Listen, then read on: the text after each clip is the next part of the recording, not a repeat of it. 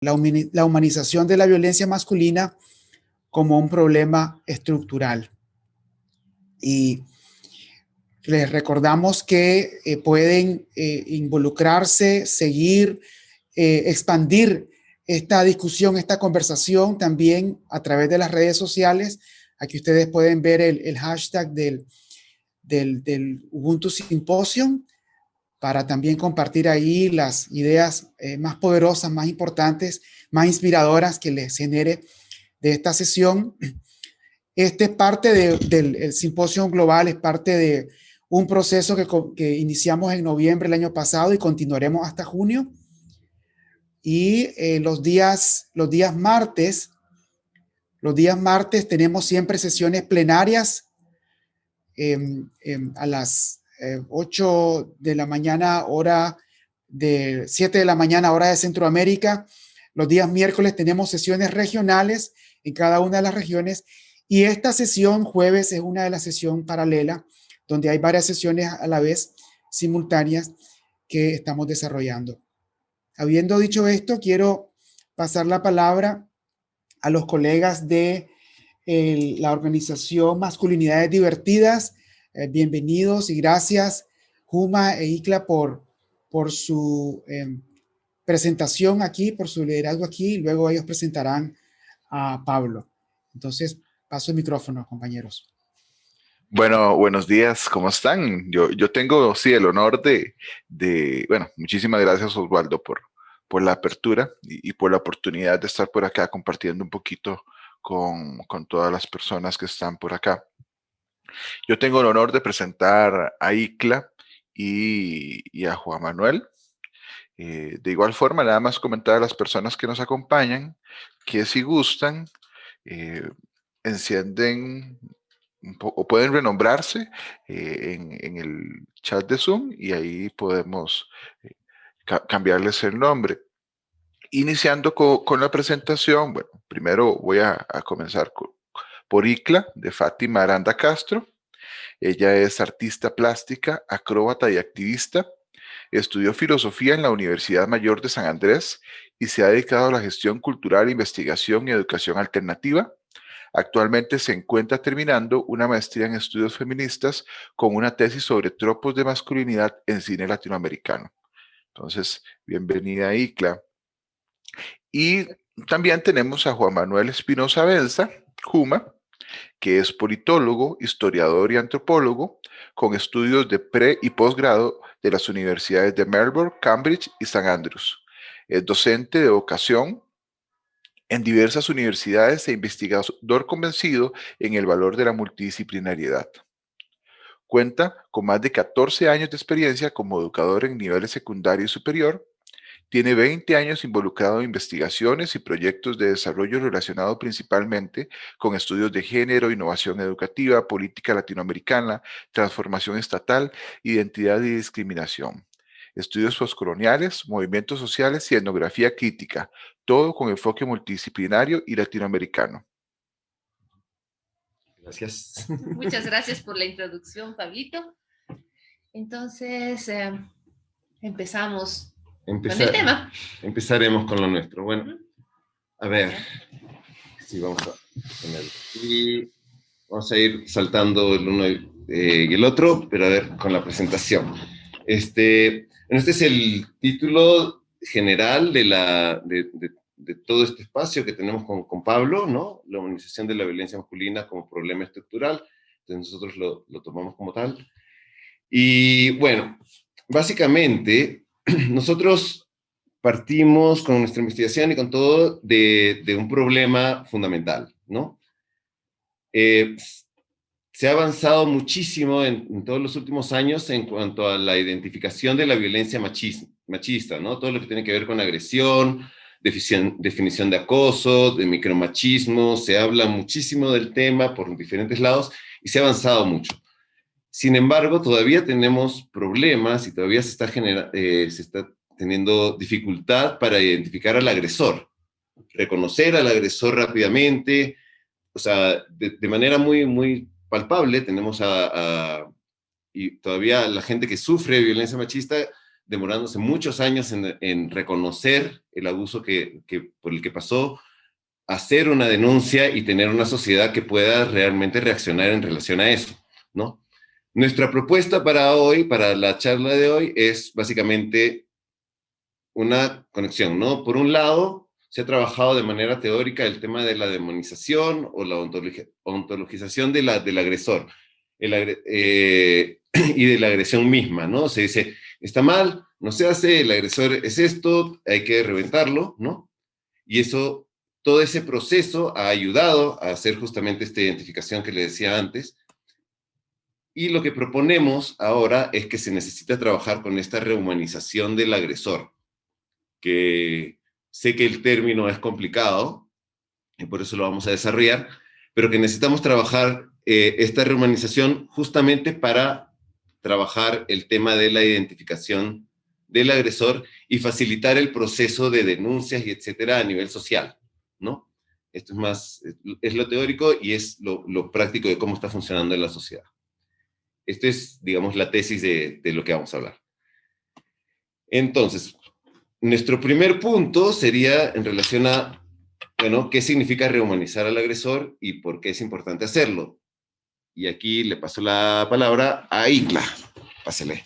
Bueno, a ver, son distintos temas. Para comenzar esta parte de la explicación, vamos a ilustrar un ejemplo bien local y bien contingente al día de hoy. Aquí en La Paz tenemos, como parte de la celebración del carnaval, bueno, en Bolivia en realidad, como parte de la celebración del carnaval, la fiesta de comadres, que es el jueves previo al carnaval. Hoy. Jueves de comadres es básicamente un ladies' night, una noche de esparcimiento solamente entre mujeres. Entonces, bueno, ahora por las restricciones de la pandemia ha cambiado mucho la estructuración de la celebración, pero tradicionalmente se reunían mujeres en todos los contextos, rural, urbano, a celebrar entre ellas. Y obviamente como parte de esta celebración está el consumo del alcohol, la fiesta como tal. Y uno de los ejemplos de violencia normalizada y cultura de la violación que son muy transversales a este tipo de eventos es, por ejemplo, el hecho de que hay un conglomerado de hombres que esperan fuera de las discotecas, de los boliches, para recoger a las comadres borrachas. Aquí podemos ver un par de memes que ilustran un poco esta situación. Porque la idea es que la mujer elige estar vulnerable con el alcohol y está dispuesta a todo por esta situación. Entonces, ¿qué es lo que pasa? Digamos, tenemos a nuestra querida amiga María. María fue con sus amigas, bebieron, se divirtieron. A la salida estaba un compañero de la universidad, Carlos, que no conocía mucho, pero a modo de ser un buen compañero, la recogió, la llevó a un lugar, abusó de ella y al día siguiente ella no sabía muy bien qué había pasado, no podía entender el asunto, pero como era comadres y se normaliza este tipo de agresión, pues no se reconoce al acto como un abuso. Cuando María comentó a sus amigas de la universidad que había pasado, no le creyeron porque le dijeron, bueno, tú te lo has buscado, ¿para qué vas a comadres? ¿Para qué te vas con él? Y además los argumentos que se construyen, esta narrativa de justificación del agresor, pero si Carlos es un buen padre, un buen amigo, no puede ser un abusador. María, tú te lo buscaste. ¿Para qué te vas a beber? ¿Para qué te vas con él? Finalmente, él es un buen cristiano. Entonces, ¿qué es lo que pasa? Siempre existe, lo que decía Juan Manuel, la ontologización del asunto es asumir que las personas son fundamentalmente buenas o malas, como esencias, cuando en realidad las personas hacemos cosas buenas y hacemos cosas malas. La primera idea es romper esta idealización del violador como que este individuo correcto, buen amigo, bueno con mi mascota, bueno con mis padres, es un ser perfecto, incapaz de hacer mal. Es todo lo contrario, es una persona que tiene muchos niveles, muchas dimensiones y puede hacer cosas malas. Y a partir de eso, el primer paso para salir de este espacio abstracto de la agresión como algo que sucede y no del agresor como alguien que comete las agresiones, es demonizar al agresor.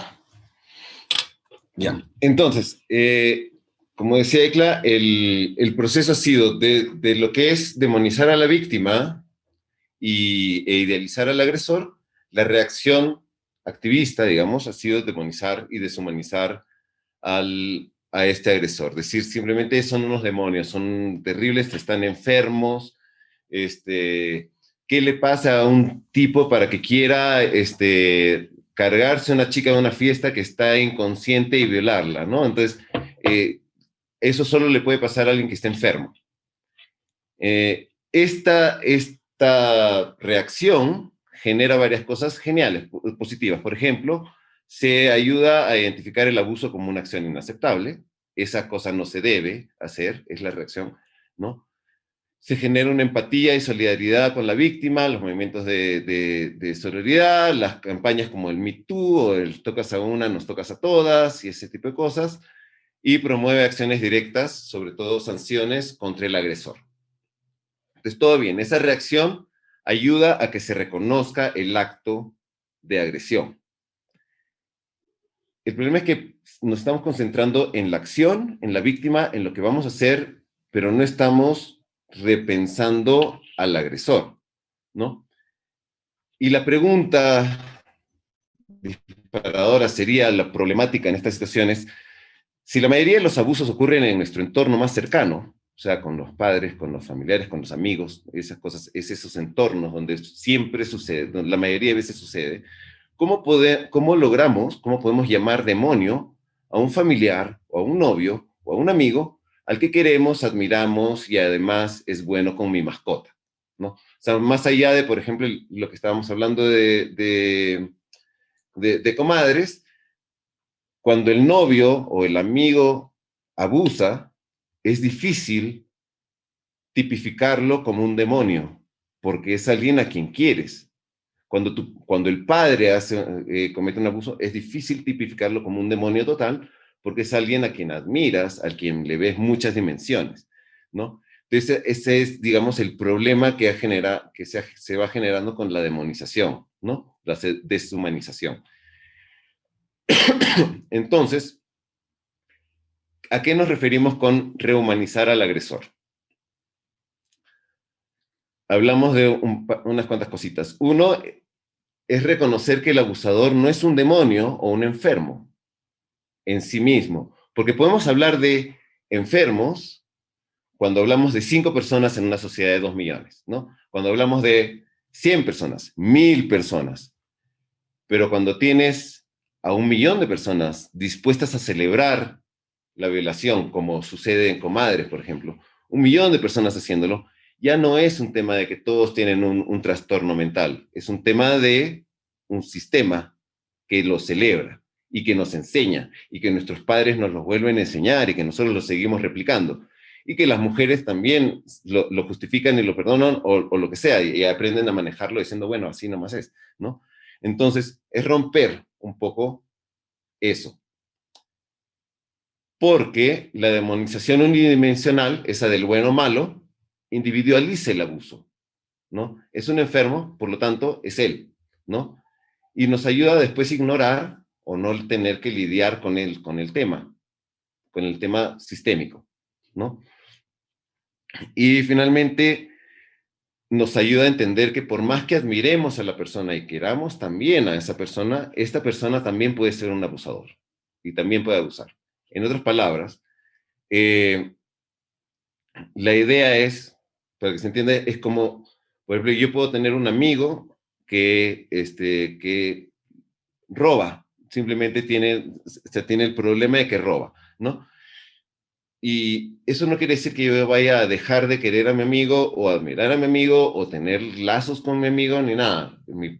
Pero yo puedo igual reconocer que es un ladrón, o puedo igual reconocer que, no sé, que miente, ¿no? Sin embargo, con el tema del abuso, se nos hace más difícil decir, bueno, este es mi amigo, lo quiero mucho, pero también le pone pastillas a las chicas y después se les quiere violar, entonces tengo que hacer algo con esta situación, ¿no?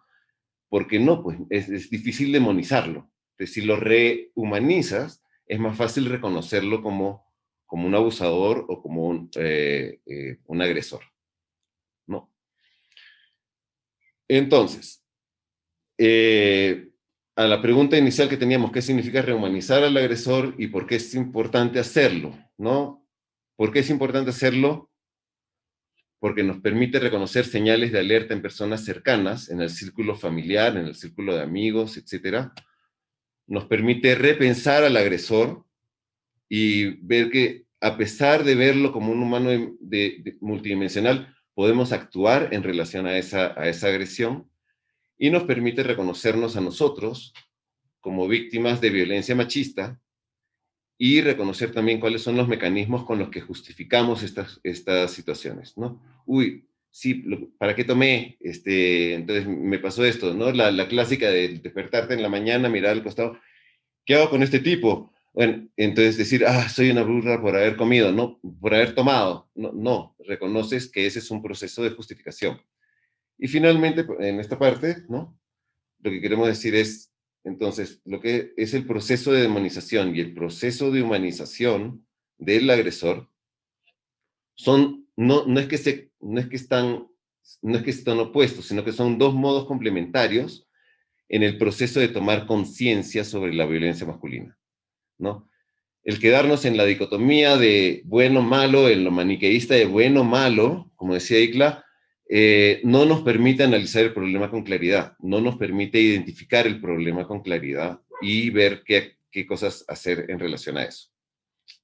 Y ahora, dale. Bueno, entonces, ¿qué pasa con este proceso que ha descrito el Huma? Es básicamente la dialéctica demonización-humanización la que nos permite adquirir una conciencia sobre otras dimensiones del abuso, principalmente sobre la dimensión concreta de quién es el agresor y cómo se estructura la sociedad para apañar al agresor y condenar a la víctima. Al hacer este proceso, llegamos a la conciencia de, ok, este es el agresor y está mal que haga esto por A, B y C razones.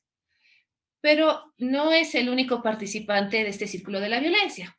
Entonces, la segunda pregunta que deriva de esto es, ¿cómo reconozco al agresor en mí? De la conciencia a la autoconciencia. En primer lugar, es importante reconocer el machismo sistémico como una estructura que permite y auspicia la reproducción de este tipo de violencias y de este tipo de justificaciones e invisibilizaciones de la violencia. Dos, es importante reconocer el machismo cercano, lo que nos contaba Huma. ¿Qué pasa cuando es mi amigo, cuando es mi hermano, cuando es mi novio o mi novia? Y finalmente, también es importante reconocer el machismo en mí, a través de mis experiencias y mi potencial como agresor. Porque si bien puedo reconocerme como víctima, que es el primer paso de conciencia, entrar al proceso de autoconciencia también me va a permitir identificar cuál es mi participación en este círculo de la violencia. Para comenzar está el factor cultural. Como latinoamericanos todos hemos crecido con una estructura totalmente machista. Hemos aprendido a ser machistas entre nosotras mujeres, recibir el machismo de los hombres, entre los hombres, normalizarlo, ejercerlo, justificarlo, etc. Y eso también nos convierte en potenciales agresores o agresoras. Uno, cuando yo normalizo este sistema y acepto la agresión y la justifico, estoy haciendo una autoagresión.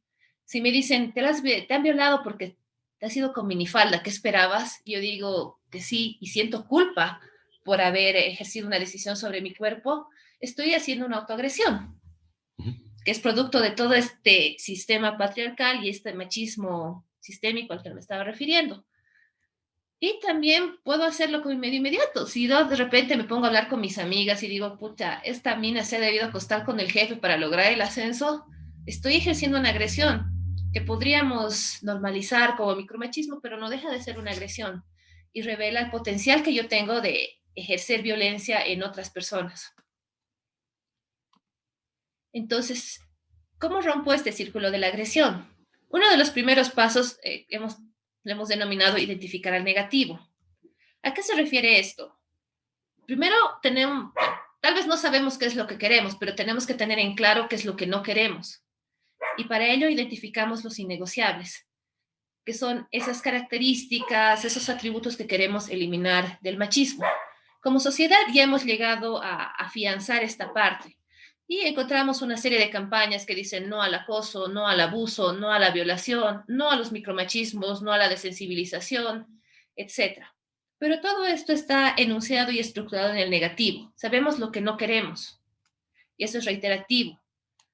Sin embargo, el siguiente paso que nosotros creemos lógicamente secuencial a este es, ahora, ¿cómo identificamos el positivo? Ok, yo quiero, por ejemplo, que mis sobrinos no sean machistas, pero ¿cómo? Si no son machistas, entonces, ¿qué son? Claro. Entonces, o sea, esta última parte yo me la planteo, ¿ya? Yo tengo un hijo de 9 años. Yo quiero que mi hijo, que tiene 9 años, vaya a crecer como una persona no machista y que no vaya a normalizar la violación, por ejemplo, o el maltrato, o el micromachismo, o todas las cosas que decíamos antes.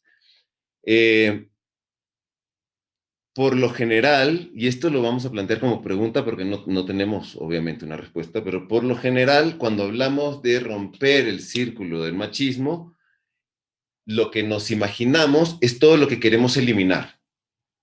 Queremos eliminar, como estaba antes, el acoso, el abuso, la violación, ¿no? La desensibilización del masculino, ¿no?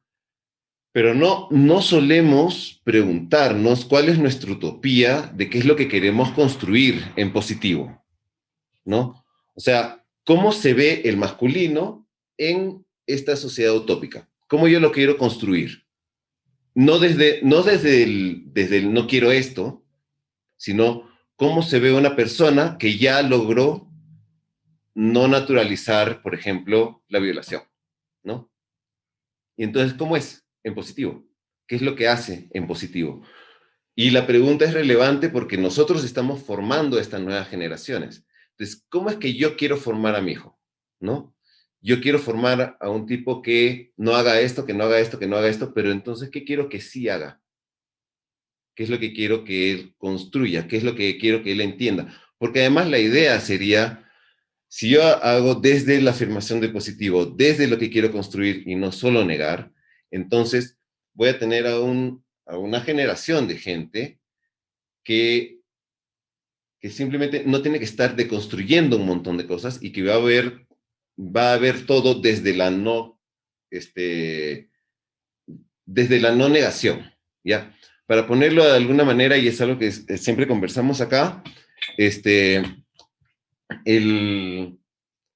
o sea, siempre hay la discusión de cuántas cosas podemos realmente cambiar cuando hablamos de romper el machismo, ¿no?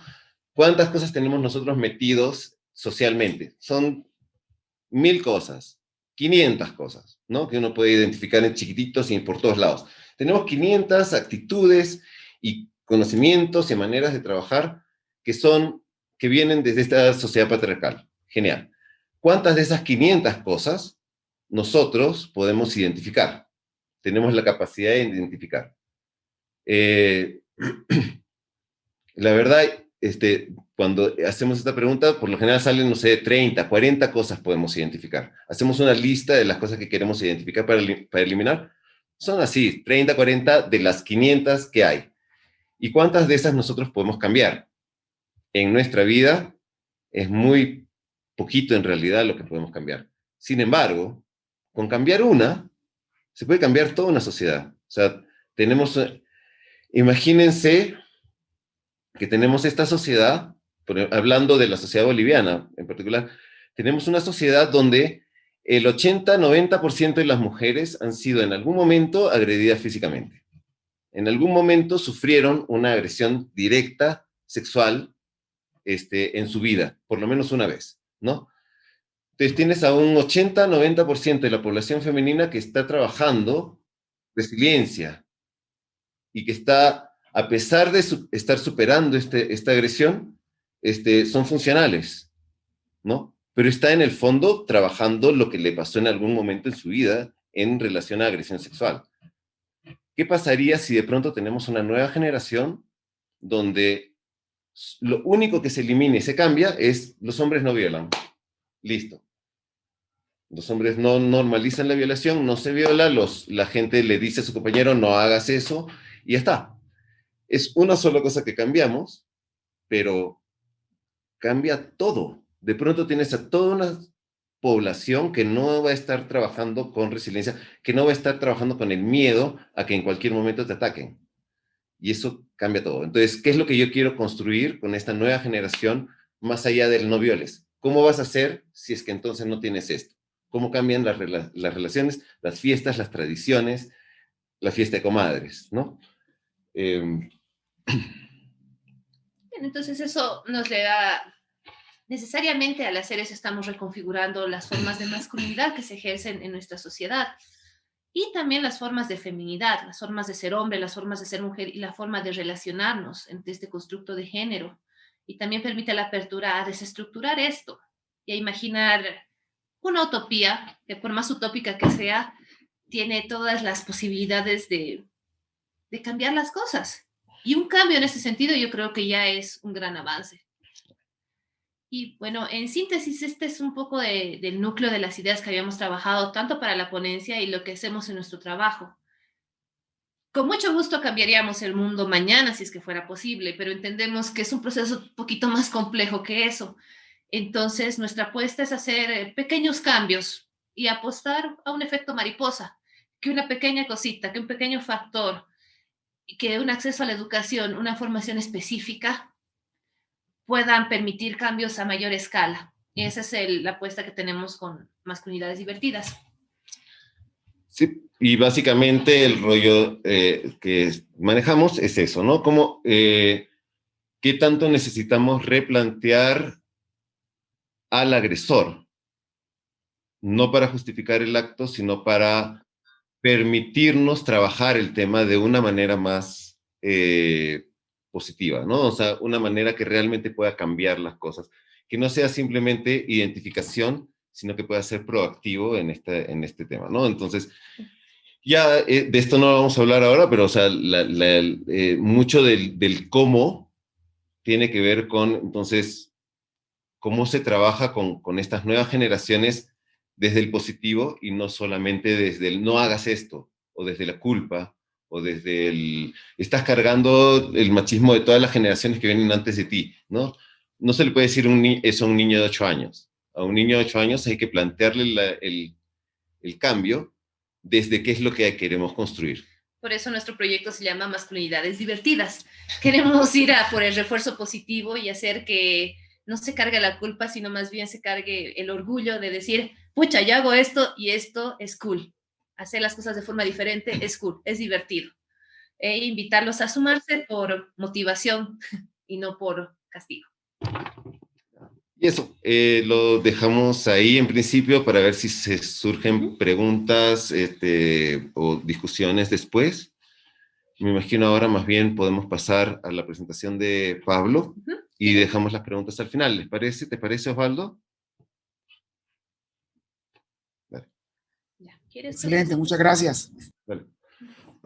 Ya. Hasta aquí entonces y yo leo otra mitad. Hasta aquí. Ya. Bueno, entonces vamos a presentar nosotros ahora a Pablo. Pablo Ramírez Solano, licenciado Pablo Ramírez Solano, nos está comunicándose desde Costa Rica. Él es psicólogo, labora como profesor del Instituto de Estudios de Género de la Universidad Estatal a distancia, en donde está a cargo del área de promoción de derechos como perspectiva de género, y como docente de la Cátedra de Trabajo Social de esta universidad. Pablo es especialista en género y masculinidades. Tiene 10 años de experiencia en trabajo con grupos de hombres para la construcción de masculinidades no patriarcales, brindando capacitaciones y talleres a lo largo de Costa Rica, Centroamérica, México y Sudamérica. Es asesor también de la Junta Especial contra el Hostigamiento Sexual de la UNED. Y actualmente forma parte de la red Unidades de Género de Costa Rica, de la red Hombres por la Igualdad de Género en el Sector Público y de la comisión que coordina Men Engage Costa Rica. Y finalmente es egresado de la maestría en estudios de la violencia social y familiar de la UNED Costa Rica. Pablo, la palabra es toda tuya. Bueno, muchas gracias, Icla y Juma. Un honor estar acompañándoles el día de hoy y poder estar conversando sobre este tema. De mi parte, yo mi tema está completamente vinculado con lo que hemos estado discutiendo y analizando en este espacio. Cuando nos sentamos a coordinar, digamos, lo que tenía que ver con esta sesión y a unir, digamos, todos estos elementos que hemos ido trabajando, yo les presenté un poco el tema que les traigo el día de hoy, que es este que ven en pantalla. Ya se visualiza la presentación, sí. Que lo que nos dice, vamos a hablar de las estadísticas sobre violencia masculina en Costa Rica. Y en definitiva, repensar cómo podemos identificar la violencia masculina en nuestra sociedad es un tema que requiere una discusión importante. Como les comentó Icla y Juan Manuel, yo trabajo con el Instituto de Estudios de Género de la Universidad Estatal a Distancia en Costa Rica. Bueno, este instituto tiene en este momento unos 11 años de estar trabajando a nivel institucional con un objetivo general que tiene que ver con orientar el quehacer institucional por medio de conocimientos que contribuyan al logro de la igualdad y la equidad de género. Entonces, en ese trabajo hemos ido incorporando a lo largo de todo el trabajo que ha desarrollado el instituto, el trabajo en masculinidades y esta lógica de construir nuevas masculinidades o masculinidades que no patriarcales y respetuosas de los derechos humanos.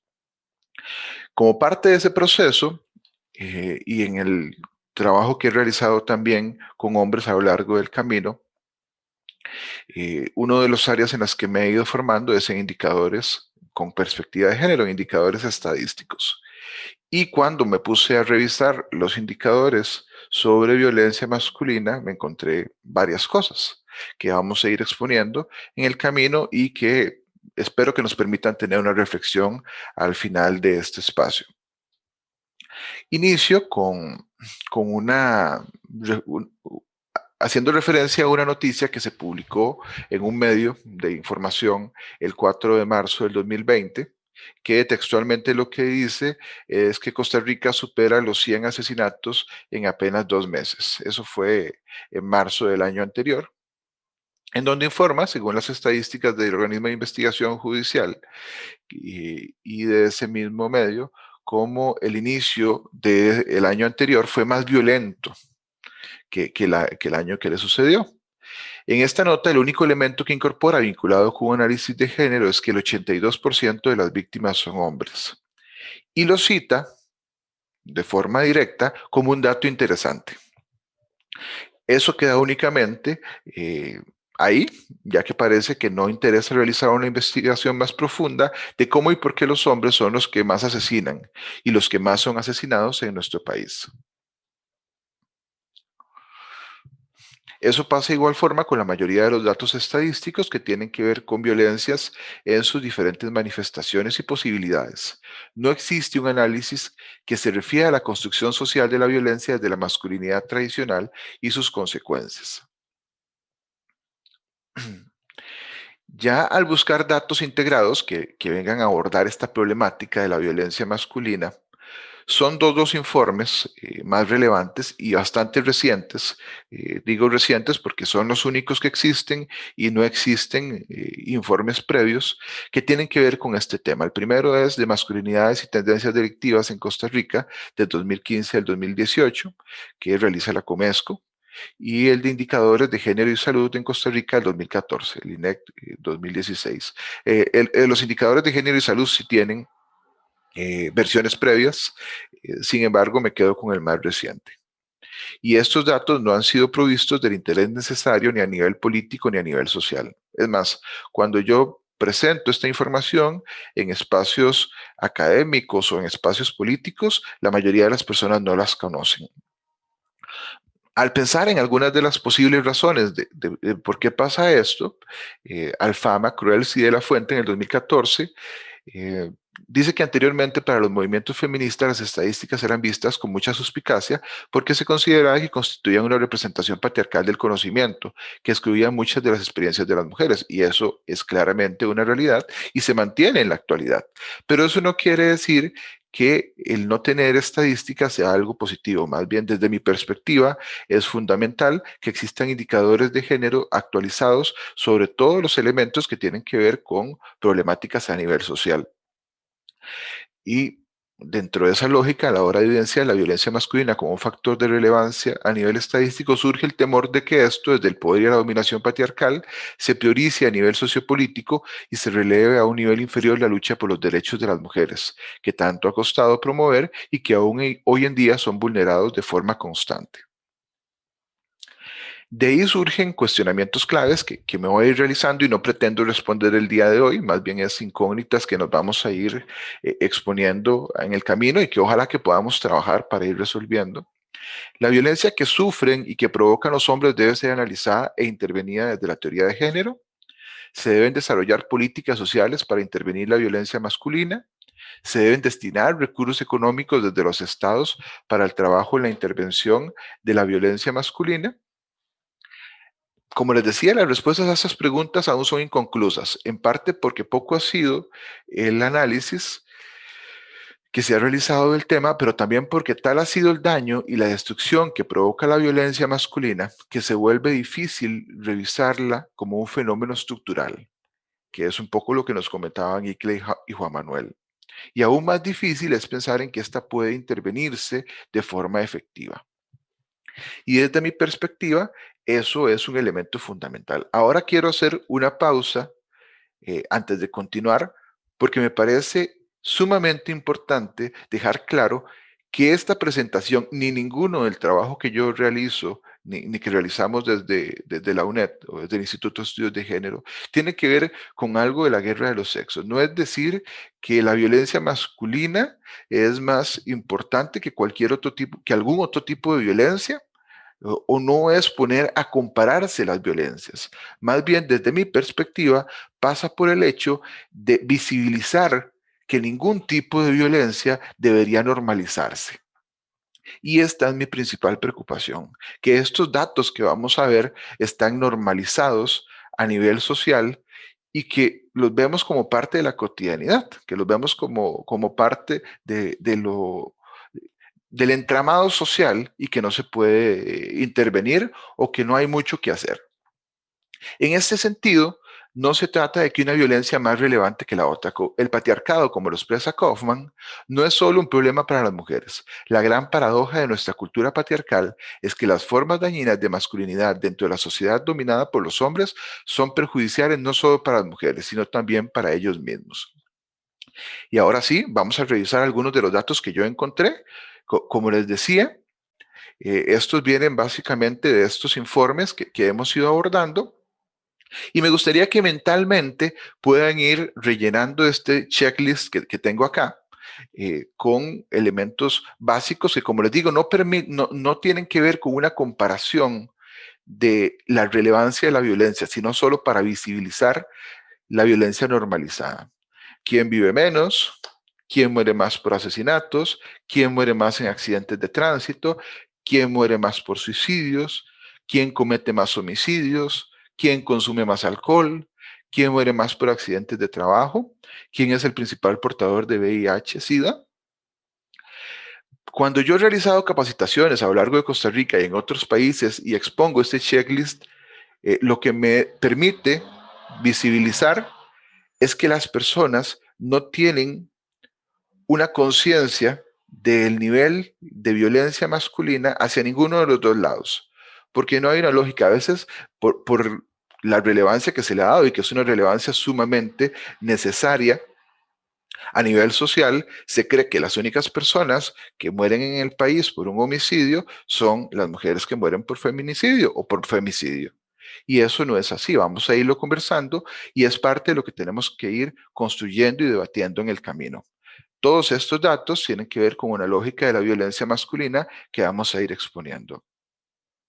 Vamos a ver, ya de entrada, en todos los países del mundo, o en al menos la mayoría, cuando hablamos de esperanza de vida, al nacer por sexo, esto no tiene que ver con ninguno de los datos que vamos a ir conversando, simplemente desde entrada hay una edad menor, una esperanza de vida en nacer menor para los hombres. habría que iniciar por hacer ese análisis. Obviamente es un elemento multifactorial que tiene que ver con elementos biológicos, con elementos genéticos, evolutivos, pero también que tiene una carga social importante sobre la construcción de esa masculinidad. Y vamos a ir revisando algunas de las causas de por qué mueren los hombres. Vamos, por ejemplo, a ver el tema en Costa Rica de las defunciones por cáncer. Y en ese tema de las defunciones por cáncer, vemos que la mayoría de los tipos de cáncer que padecen, digamos, ambos sexos, desde esa lógica binaria que se maneja a nivel estadístico, los hombres fallecen más por este tipo de cáncer, incluso como podemos ver a nivel de cáncer de pulmón, de cáncer gástrico, de colon de recto, incluso a nivel total. Hay un tema estadístico en donde ya de fondo hay elementos, y esto nuevamente es multifactorial. Yo no podría decir que es solo por esto, pero si podemos ver algunas de esas razones, más que todo a nivel de hábitos y a nivel sociales, hay, empezando por hábitos alimenticios y de autocuidado, que deben revisarse en esa construcción de la masculinidad. Hay una resistencia cultural en Costa Rica, no sé, eso sí no lo tengo tan claro en otros países, sé que en Centroamérica es muy similar a las prácticas preventivas en salud. De hecho, hay muchos de los hombres que en procesos lo que nos dicen es, no, no, no, si yo voy al doctor, lo que van a hacer es encontrarme algo malo. Entonces, lo que nos dicen los profesionales en salud es que muchas veces los hombres cuando llegan a un centro médico, su situación está tan avanzada que ya no se puede hacer nada. Y también el tema del estrés, que obviamente nos afecta a todas las personas en esta sociedad, o a la mayoría de las personas, de diferentes formas, pero en los hombres también hay que revisar cómo se ha construido ese manejo de las emociones. Y esa construcción de las emociones o de la expresión de las emociones también tiene que ver con esas consecuencias que va teniendo a nivel físico, desde la somatización y desde la patologización, digamos, de esas construcciones afectivas y emocionales. Suicidios en Costa Rica. Este es otro dato que siempre preguntamos en los espacios de capacitación y en donde también es bastante alarmante. En Costa Rica, en promedio, de cada 10 personas que fallecen o que se suicidan, prácticamente 9 son hombres. Y eso es un dato al que también tenemos que ponerle relevancia. Incluso en Centroamérica o en general en Latinoamérica, la tasa es así, es bastante alta en un tema de relación de sexo, de género. Sin embargo, en Costa Rica es aún más alta, casi el 90% de los suicidios los realizan los hombres. En cuanto a cómo se suicidan las personas, podemos ver precisamente que es similar. Sin embargo, en el caso de las mujeres, el tercer tipo es precipitación de lugares altos y en el caso de los hombres, armas de fuego, que también hay que revisar incluso la violencia que puede representar este tema. Y vamos a ir revisando algunos otros datos, por ejemplo, el de mortalidad por causas externas, defunciones por accidentes de tránsito. Pablo, pero ¿eso qué tiene que ver las defunciones por accidentes de tránsito con el tema de la masculinidad?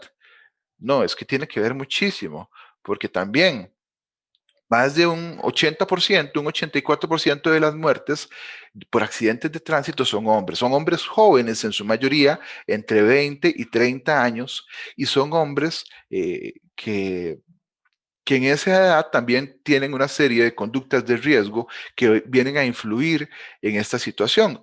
Y desgraciadamente, incluso de ese 16% de mujeres que fallecen en accidentes de tránsito, muchas de estas no iban como conductoras, iban acompañando a un hombre en esta lógica de la violencia que también es más, recientemente pasó un caso que tuvo en estos días mucho impacto social de una situación que se da en donde el video que sale a redes sociales es que van dos vehículos por la calle, uno choca al otro, van al lado, entonces lo golpea por el lado y los dos se precipitan contra un puesto de venta de verduras, de frutas.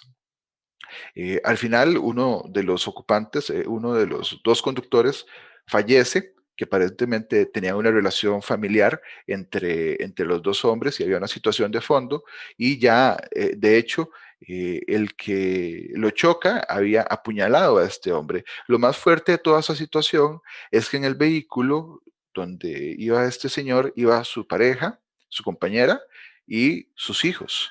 Y fue básicamente asesinado enfrente de ellos. Entonces es una situación que debe preocupar, que debe comprenderse. Defunciones por causas externas. Según la estadística que se presenta, incluye defunciones por accidentes, por traumatismos accidentales, suicidios, homicidios, eventos de intención no determinada, intervención legal. O sea, en esto nuevamente tenemos que un 78% de las personas que fallecen por estas causas son hombres. Otro dato a revisar y otro dato a analizar. Defunciones por homicidios. Eso es otro de los datos que se desconoce, se invisibiliza y se normaliza. Y acá podemos ver cómo, desgraciadamente, un 90% de las personas que son asesinadas en nuestro país son hombres. Otro dato relevante es que ese 10% de las mujeres que son asesinadas, de ese 10%, básicamente todos los que asesinan también son hombres. O sea, tenemos que es un dato bastante fuerte que a veces no nos gusta esclarecer o no nos gusta poner, pero las personas a las que más matan y las que matan en general son hombres. Entonces son datos que tenemos que revisar y que tenemos que tener una plena conciencia para hacer un análisis social amplio y un análisis estructural. Egresos hospitalarios, y si nos vamos a egresos hospitalarios por los diferentes temas, podemos ver que los datos también son preocupantes. Fracturas, luxaciones, contusiones, heridas, traumatismos intracraneales, otros síndrome de maltrato, quemadura y corrosiones, envenenamiento. O sea, en general, para la mayoría, o básicamente todos estos indicadores, los datos tienden a elevarse a una lógica de prevalecer en el tema de los hombres. Y acá podemos ver cómo esa violencia masculina se sigue reflejando como un problema social. Como les decía, traumatismos, 79%, 21% en el caso de las mujeres. El consumo de alcohol, de hecho, cuando le pregunto eso en las capacitaciones y en los talleres, a las personas dicen, no, pero es que las mujeres ahora toman muchísimo alcohol, incluso más. Yo conozco una compañera que toma más, mucho más que yo, pero cuando nos vamos a las estadísticas médicas, tenemos que las personas que ingresan a los centros médicos por un tema de dependencia de alcohol son un 88% hombres. Salud sexual, que es otro dato que hay que revisar y que hay que intervenir a nivel social. El tema del VIH, tenemos que un porcentaje altísimo, en este caso, es de hombres, y cuando hemos trabajado con algunas asociaciones de mujeres portadoras de VIH, lo que nos comparten es que la mayoría de estas fue contagiada por sus parejas, hombres, en relaciones que ellas creían monogámicas. Entonces es otro de los temas que estamos trabajando en Costa Rica, el tema de la salud sexual reproductiva y de la educación sexual para la sociedad en general, pero hay que trabajar con los hombres desde esa lógica de una revisión con perspectiva de género. 83% VIH, gonorrea 85%, sífilis 54%. Y terminando con los datos, otros datos que nos preocupan es que por año, en promedio, 524 hombres fallecen debido a un homicidio, como lo vimos anteriormente, y de estos, casi el 44% son víctimas con edades entre los 18 y 29 años, y más de la mitad de estos homicidios, un 52%, se relaciona con ajustes de cuenta o una venganza, o también con una discusión o riña. O sea, tenemos que prácticamente un 72% podría estar teniendo que ver con situaciones relacionadas con la construcción de la masculinidad, de esa masculinidad hegemónica, de esa masculinidad que tiene de fondo una construcción de la violencia normalizada. Los hombres por año tienen un porcentaje superior al 95% de lo que respecta a ser imputados en las actuaciones policiales por tenencia y consumo de drogas. En un 85% son las personas detenidas por tráfico de drogas y más del 80% de las personas condenadas son hombres. Más del 94% de las personas imputadas por infracción a la ley de armas y explosivos son hombres, y un 91% de las personas imputadas por violencia familiar y un 13% de las víctimas son hombres. O sea, la violencia masculina no podemos seguir normalizándola, invisibilizándola. Cuando hablo de violencia masculina es en el concepto amplio de la palabra, no es victimizando al hombre, es también responsabilizándolo de la violencia que ejerce, como lo hablábamos anteriormente. ¿Cuál es la relevancia desde mi perspectiva de repensar las estadísticas de violencia desde una perspectiva de género y desde el feminismo? La violencia masculina tiene un trasfondo estructural y social y por ende también requiere un abordaje a este nivel. Tradicionalmente, al abstraer el fenómeno de la violencia masculina de la perspectiva de género, se ha humanizado, se considera como parte de la norma, se concibe como parte del ser que los hombres son violentos y de que eso no va a cambiar, imposibilitando generar estrategias integrales de abordaje a esta problemática. Para Almeras, 2011, el análisis de género se centra en las desigualdades entre mujeres y hombres. Se pregunta por qué existen y cómo reducir las brechas. Sin embargo, los datos estadísticos en Costa Rica y su análisis es muy laxo en incorporar esa perspectiva. La mayoría de los datos se muestran sin desagregarse según el sexo, presupuesto básico, y los que incorporan no muestran un análisis de la violencia masculina como tal. Para esas autoras, los indicadores han sido claves a la hora de impulsar y realizar el seguimiento de los compromisos y acciones gubernamentales dirigidas a promover la igualdad. Es ahí desde donde mi perspectiva y experiencia profesional considero que puede surgir como parte de la respuesta el visibilizar y enfatizar en el análisis profundo del impacto de la violencia masculina. No con el objetivo de relegar el trabajo que se realiza para, como lo decía al principio, por y para lograr eliminar la desigualdad de género y la violencia que sufren las mujeres, y mucho menos para que se le quite presupuesto y relevancia a nivel político. Más bien con el objetivo de que también se trabaje con y desde los hombres para el alcance de estas metas. Un elemento que me importa comentar para cerrar es que también hay que tener en cuenta que desde esta lógica patriarcal, sí, los indicadores, cuando son construidos, van a ser leídos en algunas ocasiones desde la lógica patriarcal. Y les pongo un ejemplo de una nota que surgió al publicarse los resultados de uno de los informes que les comentaba anteriormente. Y entonces esa nota lo que decía es de un diario que consideramos, o considero, puede decirlo a nivel personal, sumamente amarillista en Costa Rica. Decía, por cada femicidio asesinan 9 hombres. Agresiones entre hombres son más contundentes. O sea, la lógica de esta nota de un diario que es sumamente leído en la mayoría de la población costarricense, a pesar de las múltiples posibilidades que podían haber de análisis de los datos estadísticos, compara los homicidios masculinos con el femicidio, lo cual claramente constituye una estrategia patriarcal que relativiza de forma incoherente un fenómeno como lo es el del femicidio. Y es parte de lo que tenemos que tener claro. O sea, está bien, hay que seguir construyendo estadísticas con perspectiva de género, hay que construir estadísticas sobre violencia masculina, desde mi perspectiva es fundamental, pero en ocasiones la lógica patriarcal puede pasar por ese otro lugar. A modo de conclusión, las estadísticas sobre violencia masculina en Costa Rica, a pesar de que se han realizado intentos importantes para que se incorporen procesos normativos, jurídicos y teóricos, aún tienden a justificarse y validarse. De modo que al ver a los hombres como agresores, como violentos, no se les permite un cambio real y solo se les presenta los diferentes datos, asesinatos, muertes violentas, femicidios, suicidios, agresiones, violencia doméstica, violencia sexual, como estadísticas brutas, sin profundizar ni analizar como un proceso estructural.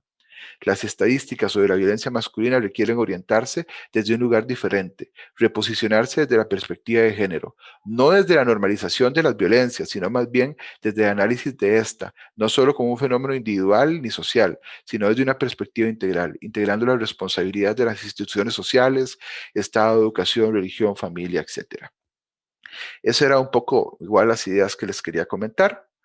Muy agradecido porque me permitieran exponerlas y abriendo más bien el espacio para preguntas o consultas que quieran hacer sobre ambas ponencias.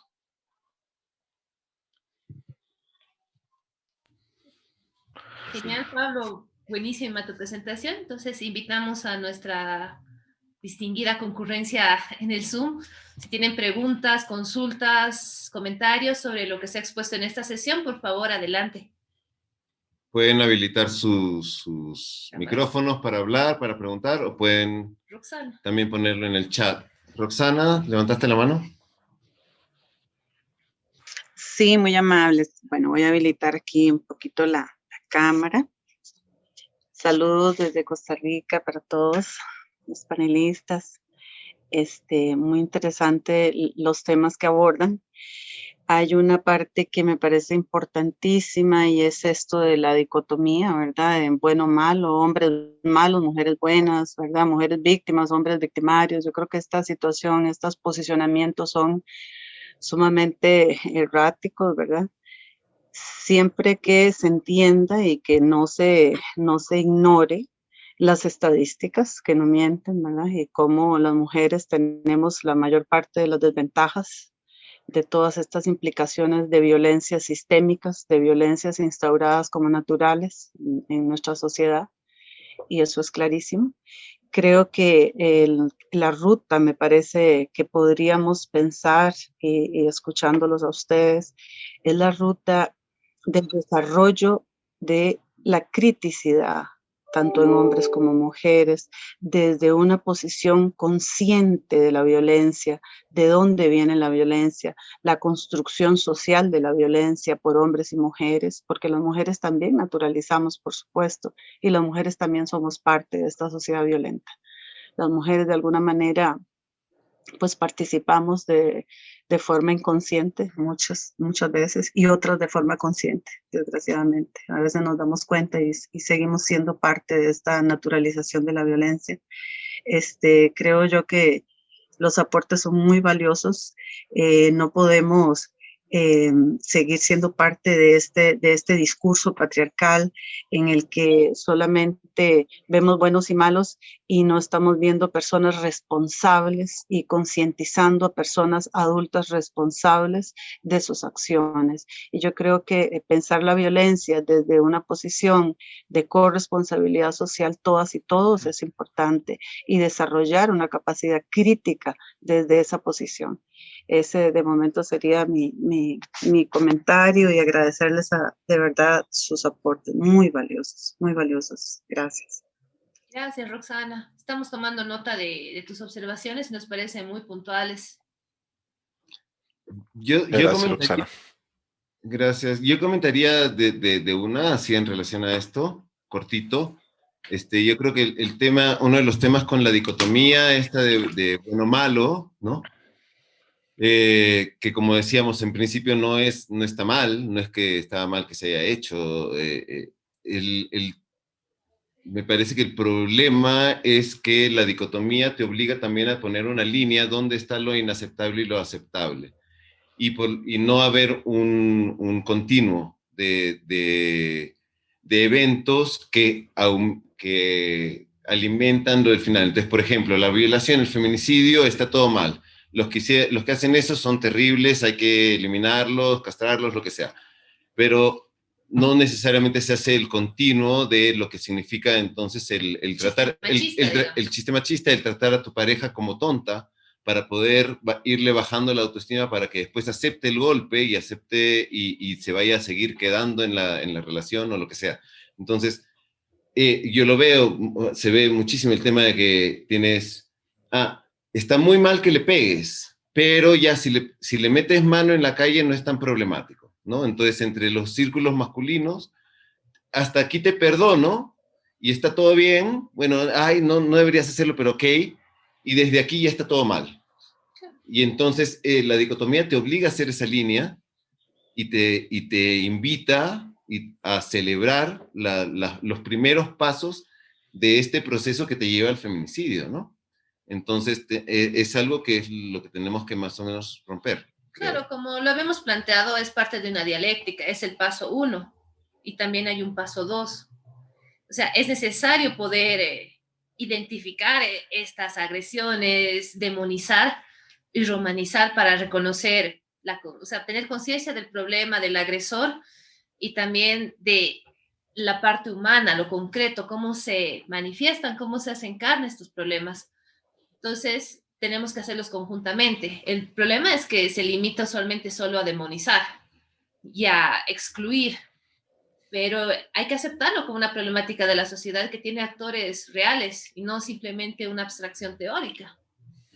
Yo le comentaba a Icla y a Juma, que una de las perspectivas que hemos construido a nivel de trabajo en Costa Rica, y es una perspectiva que surge mucho desde el modelo WEN acá en Costa Rica, es no hablarle a los hombres en los procesos o no concebirlos, no etiquetarlos como agresores.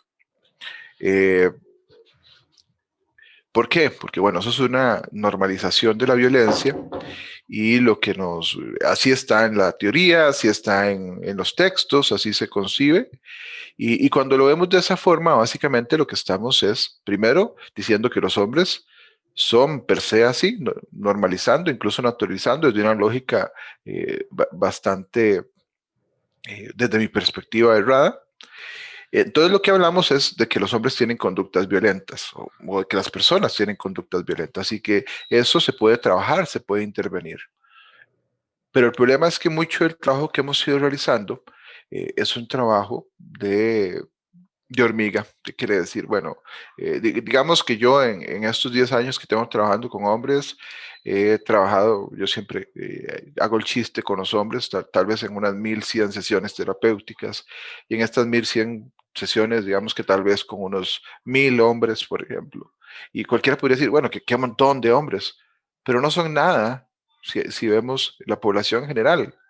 Y las políticas están apenas iniciando en Costa Rica y eso, que hemos identificado que están muy adelante. Por ejemplo, tenemos una política nacional de salud masculina que se firmó en el año 2013, pero esa política establece, además de que hay un Día de la Salud Masculina en Costa Rica el 1 de junio, el Día Nacional de la Salud Masculina, además le encarga al Ministerio de Salud generar una política más bien de salud masculina, porque lo que se creó fue una ley de salud masculina, perdón, le encarga al Ministerio de Salud generar esa política de salud masculina para Costa Rica.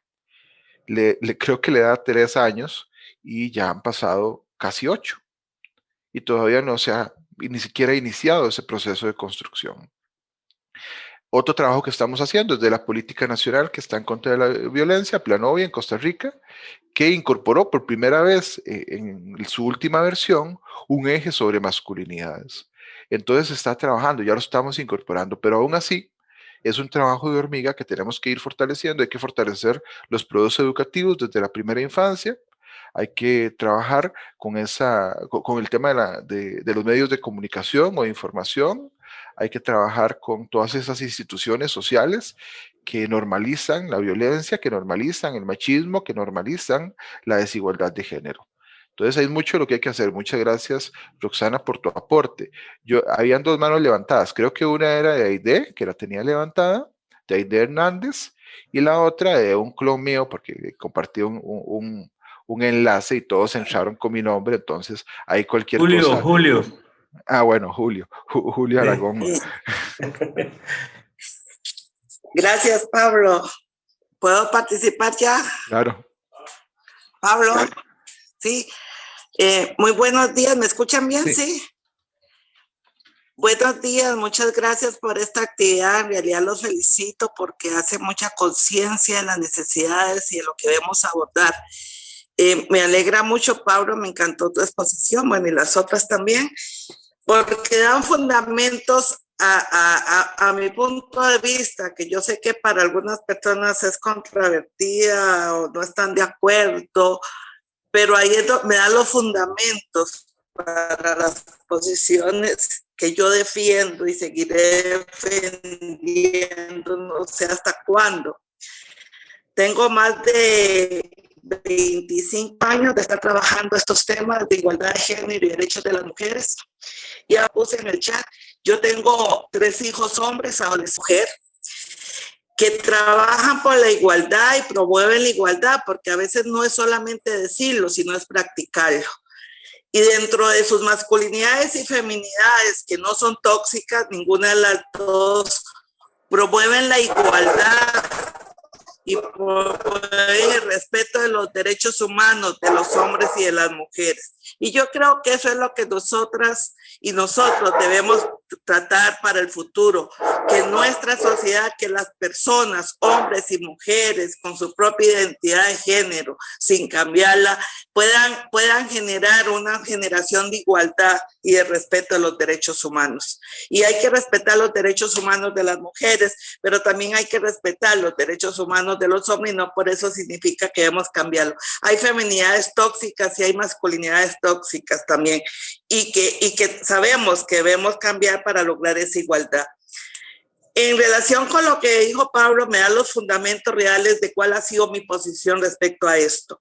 Costa Rica en 1998 aprobó la creación del INAMO como institución autónoma para promover los derechos de las mujeres, pero dio un gran paso a la ley porque no solamente creó la institución autónoma, sino que le dio la rectoría para promover la igualdad entre hombres y mujeres. Entonces el INAMO tiene dos tareas: promover los derechos de las mujeres y promover la igualdad de género.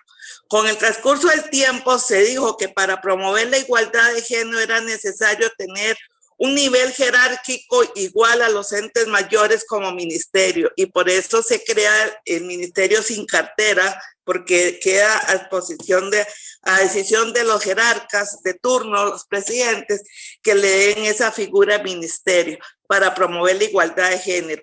Pero la ley también dice que el instrumento para promover esa igualdad de género, la igualdad entre hombres y mujeres, es la Política Nacional de Igualdad y Equidad de Género.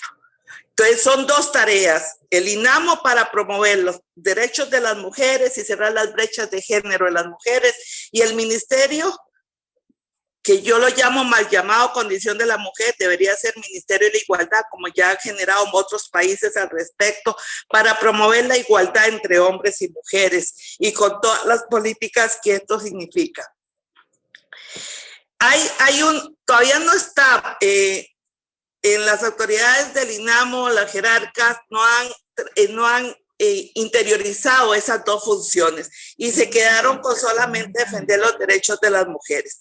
Por eso yo en muchas reuniones que hacemos, la Comisión Interinstitucional, yo soy la jefa de la Unidad Técnica de Género de la Asamblea Legislativa, y en muchas reuniones de la Comisión Interinstitucional de la Política Nacional de Igualdad y Equidad de Género, yo les he dicho que si esa política es una política de derechos de las mujeres o es una política de igualdad de género, porque es muy poco lo que se le incorpora para cerrar las brechas de género que están presentes también en los hombres. Muchos de los que ahora Pablo conversó, el Estado de la Nación y las investigadoras, yo les he dicho, ¿dónde están los estudios de las brechas de género que también están presentes en los hombres? Porque nosotras en cada institución pública debemos trabajar no solo los derechos de las mujeres, sino promover la igualdad y la equidad de género. Me acuerdo en el 2013, cuando, como menciona Pablo, cuando se aprobó la ley para que haya un día de la Nacional de la Masculinidad, de la Salud Masculina, y que exija que el Ministerio de Salud haga una política de salud masculina.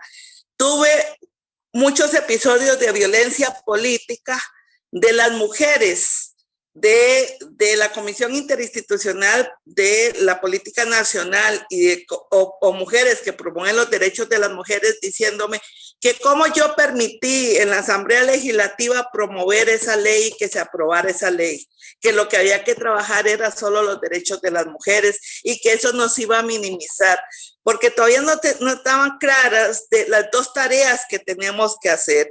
Trabajar, como dijo Pablo, cerrar esas brechas de género en los hombres, tomando en cuenta sus cosas, eso es avanzar por la igualdad. Y también debemos trabajar los derechos de las mujeres. Por eso, hace unos días yo hice un cuestionamiento, porque salió un decreto en la Asamblea en Costa Rica, donde se creó la red de los hombres por la igualdad legalmente. Y yo lo cuestiono y lo seguiré cuestionando, no porque esté en contra de que se cree una red y no porque esté en contra de los objetivos, no porque esté en contra del trabajo que van a hacer en cada institución, es que esto tiene que estar en el Instituto Nacional de las Mujeres, cumpliendo esa segunda función que es la promoción de la igualdad y equidad de género. De la mano, no se vale que se mande a la acera al frente a otro ministerio que no tiene esa rectoría de la igualdad y la equidad de género. Tampoco se vale que no esté dentro de las institucionalidades, dentro de las unidades de género en cada institución, porque este es un trabajo que tenemos que hacer de la mano. Como dijo Pablo, este es un trabajo. Nosotros no solo debemos de trabajar los derechos de las mujeres y cerrar las brechas de género, sino que debemos trabajar de la mano con muchos hombres que creen también en esta igualdad para promover los derechos y la igualdad de género. Muchas gracias, Pablo, porque me dan los fundamentos reales de mi posición. Porque todas esas brechas, todo lo que estas estadísticas es lo que dice por qué debemos trabajar eso y toda la institucionalidad para la igualdad de género de Costa Rica debe también trabajar esto y no significa quitarle recursos o presupuestos para el trabajo de los derechos de las mujeres, sino aumentar este trabajo. Eso no se hace en la acera del frente, eso se hace en inclusión, coordinando actividades y trabajando coordinado. Así que muchas gracias, porque lo que ustedes están diciendo reafirma nuestro trabajo, debemos hacerlo.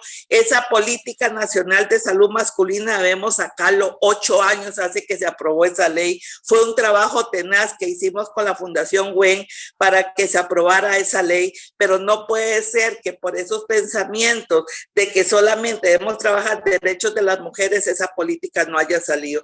No puede ser que por esos pensamientos que se tienen o esas posiciones no se mande a la red de hombres para la igualdad de género a trabajar en un ministerio aparte del Instituto Nacional de las Mujeres sin coordinación. No puede ser que esos grupos de hombres en cada institución vayan a trabajar esto sin coordinación con las unidades técnicas de género. Eso tiene que ser en conjunto, de la mano, trabajando en forma unida, pero no de esa manera, porque a veces esa visión cambió desde 1995. En 1995, cuando se hizo la última conferencia de Beijing, hubo un cambio drástico en la posición. Se dijo que debemos de dejar a las mujeres reunirnos entre mujeres para discutir las cosas de las mujeres, que debíamos avanzar para mandar mujeres empoderadas a todas las estructuras de toma de decisión, hacer cambios para lograr la igualdad de género, y que en esa lucha debemos incorporar a hombres y a niños, porque este es un tema de ambos, es un tema de hombres y de mujeres de la mano. Por eso se cambió del enfoque mujer en desarrollo al enfoque género en desarrollo. Y en este momento, cuando hacemos un decreto, mandando a otro ministerio y haciendo unas estructuras paralelas en las instituciones, estamos haciéndole poco favor al trabajo de la unión, de la coordinación y el trabajo en conjunto. Aunque estemos de acuerdo y este es un avance, es un trabajo que debemos darlo de la mano en esa materia. Así que muchas gracias y les agradezco a ustedes esta actividad. Hasta luego. Gracias, Aide. Si no, de acuerdo con vos. Yo no puedo de mi parte agregar más. Creo que fuiste muy clara.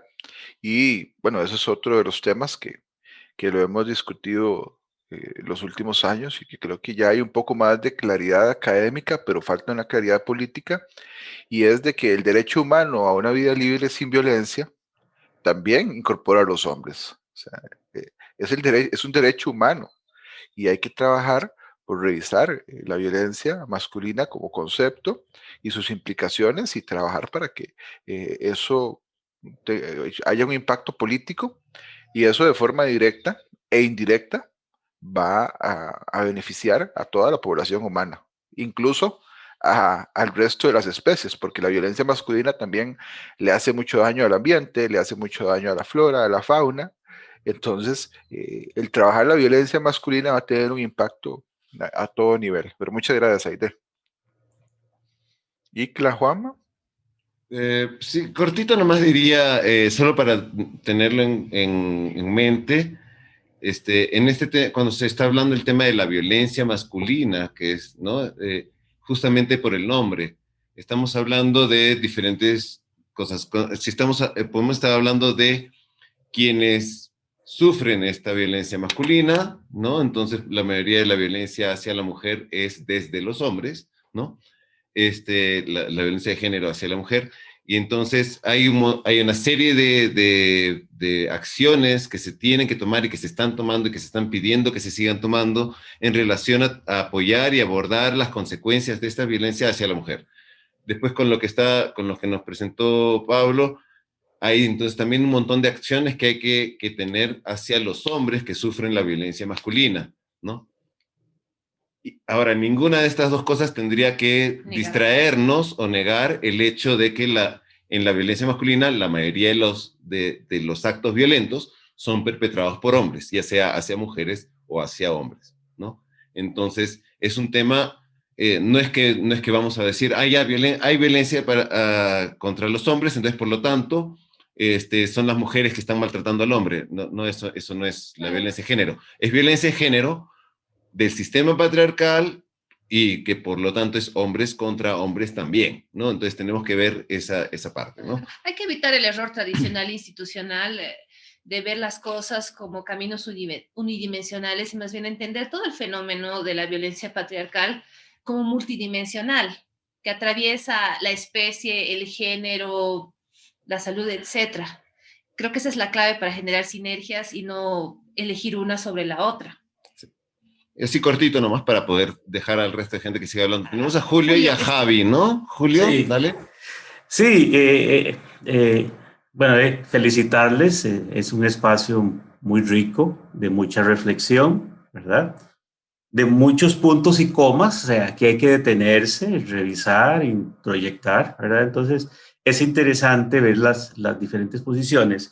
Yo lo que quiero y termino empiezo con lo que acaba de decir Yuma, ¿verdad?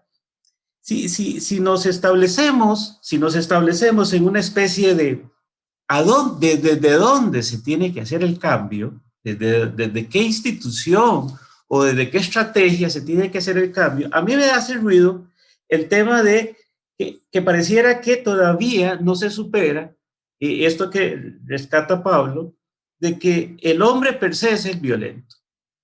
Entonces hay que acomodar al hombre en una acera determinada, hay que acomodar al hombre en un espacio determinado, como para empezar a leerlo desde ahí. No, o sea, y ustedes lo acaban de aclarar y creo que hay un consenso, digamos, regional, de que lo que estamos cambiando es un discurso patriarcal que se refleja en la sociedad, indiferentemente del actor que lo viva. Indiferentemente y tristemente de la víctima, ¿verdad? Que no es una, es toda la sociedad en su conjunto, ¿verdad? Mayoritariamente, trágicamente, groseramente, ¿verdad? Injustificadamente, las mujeres han llevado la peor parte. Y las mujeres de todas las edades, de todas las épocas y de todas las estructuras sociales. Pero paralelo a eso, ¿verdad? Lo que hay que centrar es que el hombre, como tal, se le tiene que enseñar que no es violento por naturaleza. Que lo que es violento por naturaleza es la socialización que nos han dado. Y entonces, si este mensaje, que no es que no esté, ya está ahí, está dando fuerza, hombres, mujeres y hombres lo tienen claro y lo están desarrollando, pero todavía está muy por debajo de lograr una visibilización a nivel institucional o a nivel de estructura social.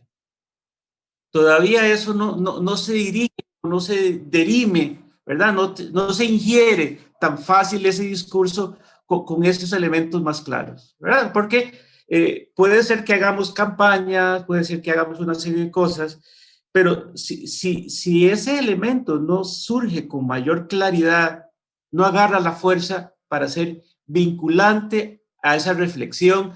Mira, es que en realidad yo he sido muy agresivo, pero no es que yo soy así, yo sí puedo cambiar porque yo no soy agresivo per se, que al final es la excusa emocional y la excusa del macho men, así soy yo, Así, así nací. Y si me quieres así. Bueno, ya eso ya no es válido, pero hay que decirlo no solo con ciencia, sino con conciencia, ¿verdad? Entonces, en ese sentido quería rescatar que todos los colectivos mixtos de hombres o de mujeres, para mí están llamados a centrarse a dónde está el elemento a cambiar. ¿Es la naturaleza de ser hombre o ser mujer? ¿O es el discurso social que desafortunadamente alimentamos con nuestros actos? ¿Verdad?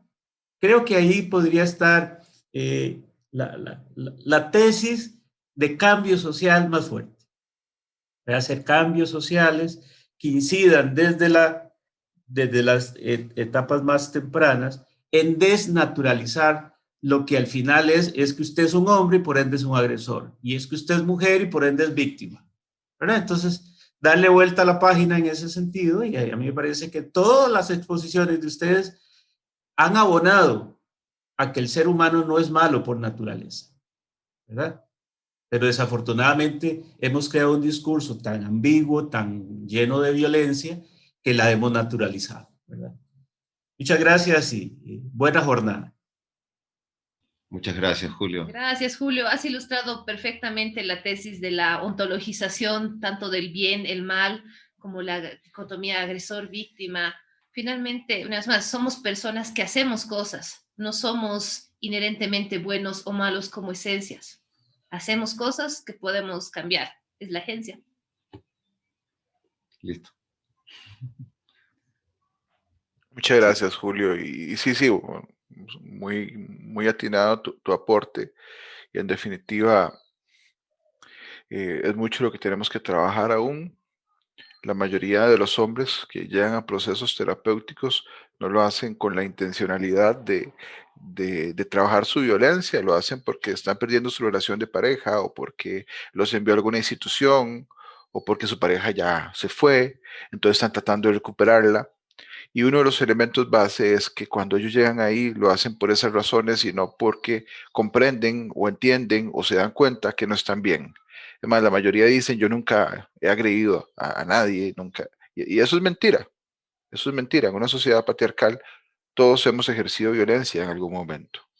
Y en una relación de pareja, desgraciadamente, por la forma en la que está construida, ese amor romántico, se ejerce violencia y es parte de lo que hay que revisar. Entonces, cuando entramos desde esa lógica de yo no soy así, o yo nunca he agredido, o yo no soy un agresor, porque como decían Ike y Juanma, el agresor es un enfermo, es un psicópata, alguien que tiene una estructura mental dañada. No.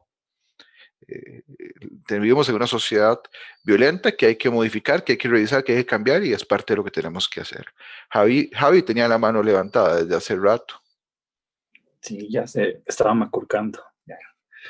Bueno, primeramente, felicitarles por la información. Realmente todos los datos presentados de Costa Rica que nos ha presentado Pablo, ha sido algo que estamos aquí en proceso, aquí en Bolivia, aquí en La Paz. Estamos en modificación nosotros de la ley 348, que precisamente es la ley para garantizar la vida libre de violencias a las mujeres. Y yo pertenezco a una institución que trabaja exclusivamente con hombres agresores, derivados de fiscalía, de juzgados, y estamos en esa modificación de la ley y hemos estado trabajando en el hecho de cambiar la terminología de agresor, ¿no? ¿Cuál debe ser el término correcto? Porque jurídicamente en ese país, en nuestro país, en Bolivia, la palabra agresor está en la ley enmarcada. Todos los hombres somos agresores, pasivos o no pasivos. Todos estamos dentro de ese rango, ¿no? O sea, decir agresor acá, pues, no es ofensivo jurídicamente hablando. Y estamos en ese proceso y los datos precisamente presentados por Costa Rica es algo que lo hemos estado igual acá presentando para ver de qué es un problema de salud pública, ¿no? La violencia es un problema de salud pública, el cual queremos realmente abordar. Y el tema de rehumanizar es algo que tal vez no lo hemos planteado directamente como la palabra que tiene que ser implementada jurídicamente. Sí, está el hecho de la rehabilitación.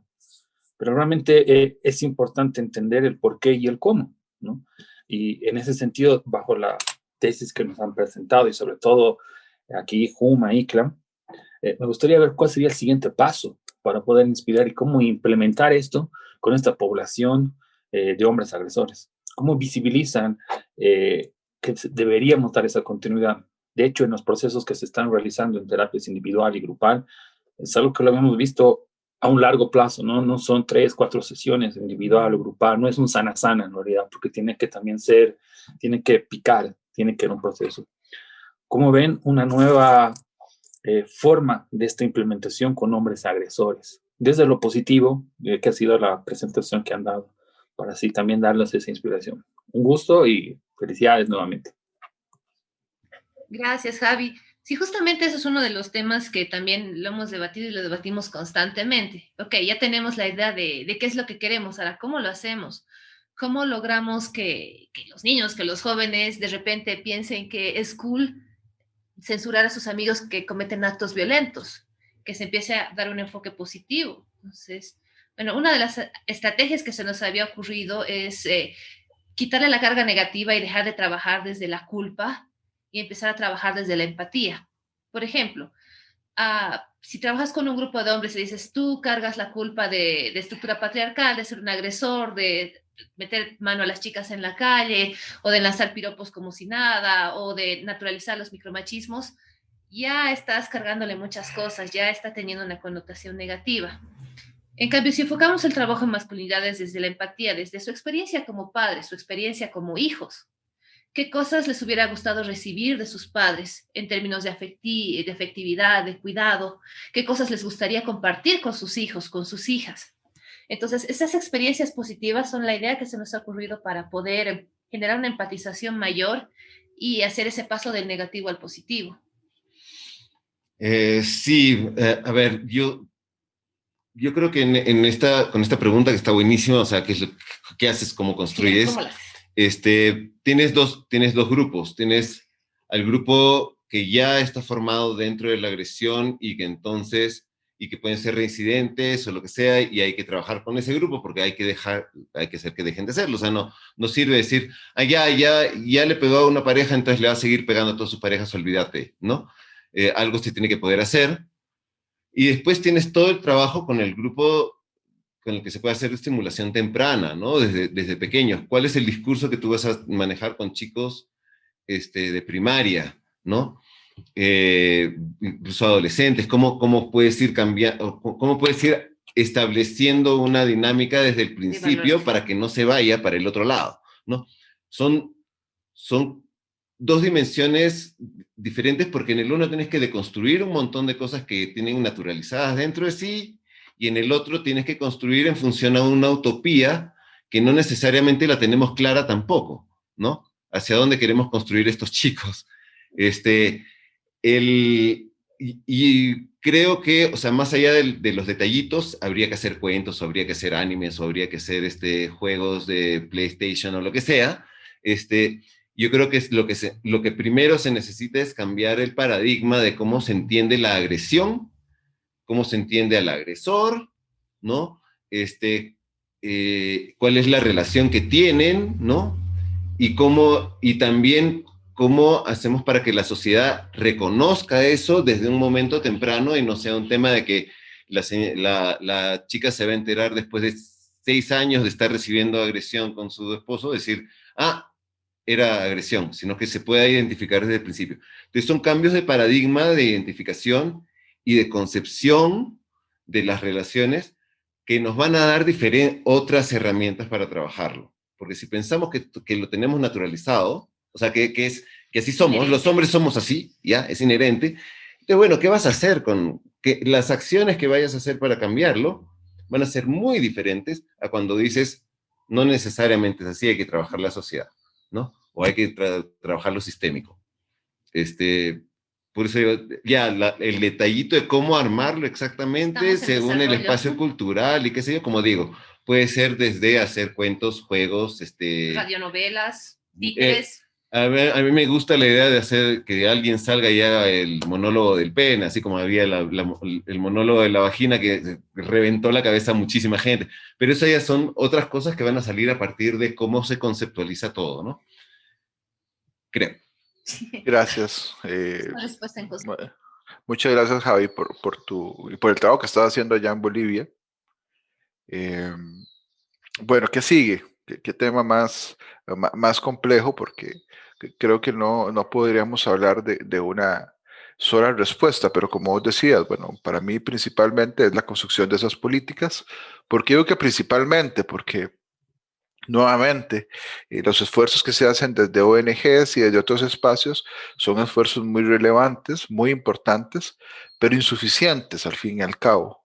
O sea, es un trabajo que tiene un impacto importante, pero que se requiere más. Y siguiendo tal vez un poco el ejemplo de la lucha feminista, que es la que le da pie a la construcción de los estudios sobre masculinidades y de la revisión per se de la construcción patriarcal como tal, ha sido un trabajo desde diferentes lugares, desde los medios de comunicación, desde los procesos educativos, desde transversalizar la perspectiva de género en la academia, desde revisar cómo se está haciendo películas, cómo se está haciendo música, cómo se están haciendo los comerciales, desde comenzar a generar leyes y normas que tengan un impacto a nivel social. O sea, es mucho lo que hay que hacer y desde diferentes lugares, pero pasa por ahí. Y bueno, creo que esa parte, como lo hemos conversado, para mí, y creo sé que para Icla y para Joma también es fundamental dejar de simplemente considerar que la violencia es parte del humano. Está bien, bueno, yo creo que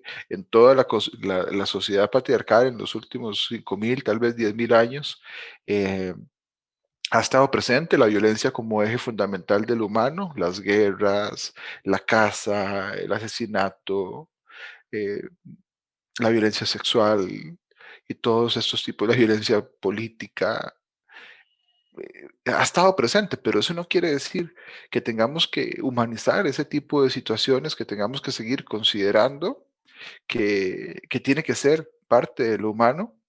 Yo, bueno, acá en Costa Rica tenemos para mí un privilegio muy grande de que por las razones equivocadas, pero como un regalo que tuvimos a nivel país en el año 1948, se eliminó el ejército, entonces no tenemos una milicia como tal desde ese año. Entonces, de hecho, hubo una campaña el año pasado, fue el primer año que se estableció como una celebración el 1 de diciembre, es el día por la abolición del ejército en Costa Rica, y hubo una campaña que hizo una compañía a nivel comercial, una campaña televisiva, y hablaba le preguntaba a los costarricenses, a las personas costarricenses, sobre qué era un no sé qué, porque ni siquiera me recuerdo qué era, y nadie sabía en Costa Rica, de hecho todavía no sé. Y cuando se le preguntaba a otros países, es el tanque de guerra más reconocido a nivel mundial. Entonces en los otros países sí saben qué es, pero acá en Costa Rica no lo sabemos. O sea, hay un ejemplo de que, por ejemplo, la militarización no tiene por qué ser parte de la lógica de la óptica humana. Y ese es solo un ejemplo de un elemento que podría irse revisando y de cómo podemos dejar la violencia a un lado y construirnos desde un lugar diferente, desde las nuevas generaciones, desde las que están ahora también. Pero desde mi perspectiva, el trabajo fundamental debe ser desde las nuevas generaciones y es parte de lo que tenemos que ir haciendo. Pero muchas gracias, Javi, por el trabajo y por la consulta. Creo que, digamos, hay otras manos levantadas. Está otra vez doña Roxana y Frangeri. No sé si iniciamos por Frangeri y después cerramos con Roxana. ¿Estás ahí, Frangeri? Hola. Por acá. Un saludo, Buenos días.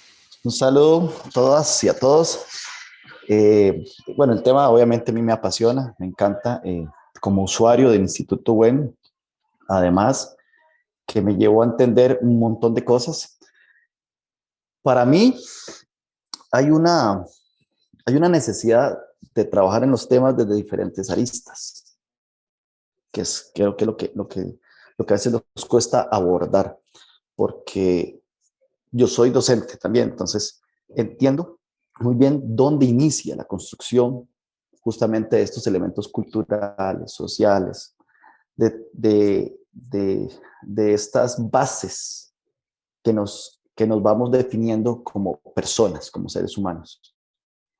Entonces, cuando no trabajamos o capacitamos desde las estructuras pedagógicas, desde las escuelas, y además pequeños todavía, desde los jardines de niños, las escuelas, los colegios, las universidades, no estamos construyendo ese ser humano que indiferentemente lo profesional que vaya a ser, va a venir con un insumo diferente, de una visión diferente sobre género. Pero también ahí donde tenemos que entender que desde las estructuras ya tenemos todos estos montón de palabras, de ideas, de preconcepciones, como lo han comentado anteriormente. Yo tengo un área desde el constructivismo. Entendemos de que las personas no son, sino que tienen conductas. Entonces, las conductas es algo que hemos aprendido, una conducta violenta. Entonces, cuando justamente venimos hace ratico hablando de que tenemos que cambiar ese chip de decir que todos los hombres son violentos, o tratar de tirar un poquito la vista, no, las mujeres también son violentas. Ahí creo que hay la equivocación de utilizar esa etiqueta y marcar como tal, sino entender que todos los seres humanos tenemos conductas. Entonces, cuando me voy a referir a una persona que fue condenada o está siendo cuestionada por un acto de violencia, es eso, que tiene una conducta o tuvo conductas violentas, y toda conducta es aprendida y por ende puede ser desaprendida o extinta para reaprender conductas. Y hoy está demostrado por la plástica cerebral, la neurociencia lo ha estudiado, que no importa la edad, que antes muchos de los hombres de mi familia de mayor edad decían, de ahí no, ya yo estoy viejo para aprender cosas nuevas. Pero mi enseñanza en el Instituto WEN, acá en Costa Rica, ha sido que muchos hombres de edades de más de 50, 60, 70, 80 años que han llegado ahí han aprendido nuevas conductas de masculinidades positivas. Entonces no hay una edad para dejar de aprender, pero sí hay una edad para iniciar cortando con estos procesos machistas de construcción que al final nos atañen a hombres y mujeres por igual. A mí no me gusta mucho hablar sobre los temas utilizando el término hombre-mujer. Creo que es genitalizar mucho los temas cuando realmente es un tema de humanización. Somos seres humanos. Y tanto yo como hombre puedo ser víctima de violencia, puedo ser victimario. Pues puede ser un agresor también. Igual una mujer puede ser una agresora y lamentablemente son las que son las víctimas mayoritarias de los hombres. Pero es globalizar. Hay momentos donde debemos ir a lo micro, a los elementos puntuales, pero cuando hablamos desde una visión de educación hay que globalizar el concepto y ver a todas las personas como seres humanos. Iniciar de que en los hogares inicia la educación y es donde empiezan los micromachismos. Y esos micromachismos agreden tanto a los hombres como a las mujeres, a los niños y a las niñas, que nos empiezan a separar, a sesgar justamente en una construcción en función de mi genitalidad, cuando nos deben ir fomentando y construyendo en función de nuestras capacidades y en nuestro humanismo. Así también con todos los que somos docentes en el sistema, porque también yo puedo ser una persona machista educando, por ende voy a educar desde una visión machista. Y así debe ir desde diferentes aristas. El Instituto WEN trabaja con hombres, que el INAMU trabaje con mujeres, no solamente hablando sobre violencia, porque en mi experiencia trabajando en grupos mixtos me he dado cuenta que muchas mujeres no entienden tampoco lo que es la construcción de las masculinidades positivas. Y para ellas ha sido muy inspirador conocer a hombres que están modificando y entender que el pensamiento del hombre también suele ser un poco diferente y no siempre culpabilizarlo. Entonces creo que es educar a los hombres, educar a las mujeres para empezar a educar a la niñez. Sería mi aporte. Muchas gracias. Genial, gracias, Jerry. Nos has hecho ver, varias cosas, ¿no?, que hay que tomar en consideración. Por eso nosotros utilizamos los términos de masculinidades y feminidades en vez de hombres y mujeres, porque evidentemente, reforzar el binarismo de género es otra vez reincidir en la agresión y alimentar la violencia patriarcal. Sí, yo aumentaría lo que dices, el tema claro, estamos hablando de actitudes, de maneras de funcionar, más que de una naturaleza, genial. Está bueno saber también que los profesores somos, o sea, si crecimos en esta sociedad, lo más posible es que seamos machistas igual, ¿no? Por más que hagamos todo lo posible por redefinirnos y pensarlo y repensarlo, vamos a tenerlo ahí. Hay cosas que simplemente las tenemos en el chip. Y vamos a estar enseñando esas cosas y las vamos a pasar, así como los padres pasamos a los hijos, lo vamos a pasar, no hay de otra, porque está, ¿no? En nuestros aprendizajes y en la manera como nos movemos. Ahora, ser consciente de eso no es simplemente agarrar y tirar la toalla, sino es más bien, es tener una autoconciencia que nos permite también poder ver qué es lo que nos proponen los estudiantes. Muchísimas veces uno propone ciertas cositas y los mismos chicos, muy chicos, muy chicas, o sea, muy pequeños, agarran y te dicen, te plantean cosas de la manera más fácil, más simple y más perfecta que podrías haberte imaginado tú desde todo tu proceso de profesor, ¿no? Y aparte tiene, y la otra cosa que quería decir cortito era el tema de, si estamos hablando de actitudes y sociedad, entonces a la hora de cambiar el paradigma, empezamos a ver a los otros actores, por ejemplo, el observador y la observadora de una situación de agresión, ¿no? Entonces, ¿y qué estrategias se pueden poner? A mí me encantó siempre una estrategia que hicieron en Uruguay, en Montevideo, una campaña para que la gente no tire la basura. El póster que ponían en todos lados no era, deja de tirar la basura, eres un cochino, ¿no? El póster era, únete a la campaña de decir se te cayó un papelito, ¿ya? Entonces lo que estaban haciendo era que el observador, o la observadora, la persona que estaba al costado y veía que alguien tiraba un papel, iba y le decía, se te cayó un papelito. Y a la otra persona entonces le daba vergüenza estar diciendo, no, yo igual quiero tirar la basura, no te la guardas, ¿no? Pero es en positivo, ¿no?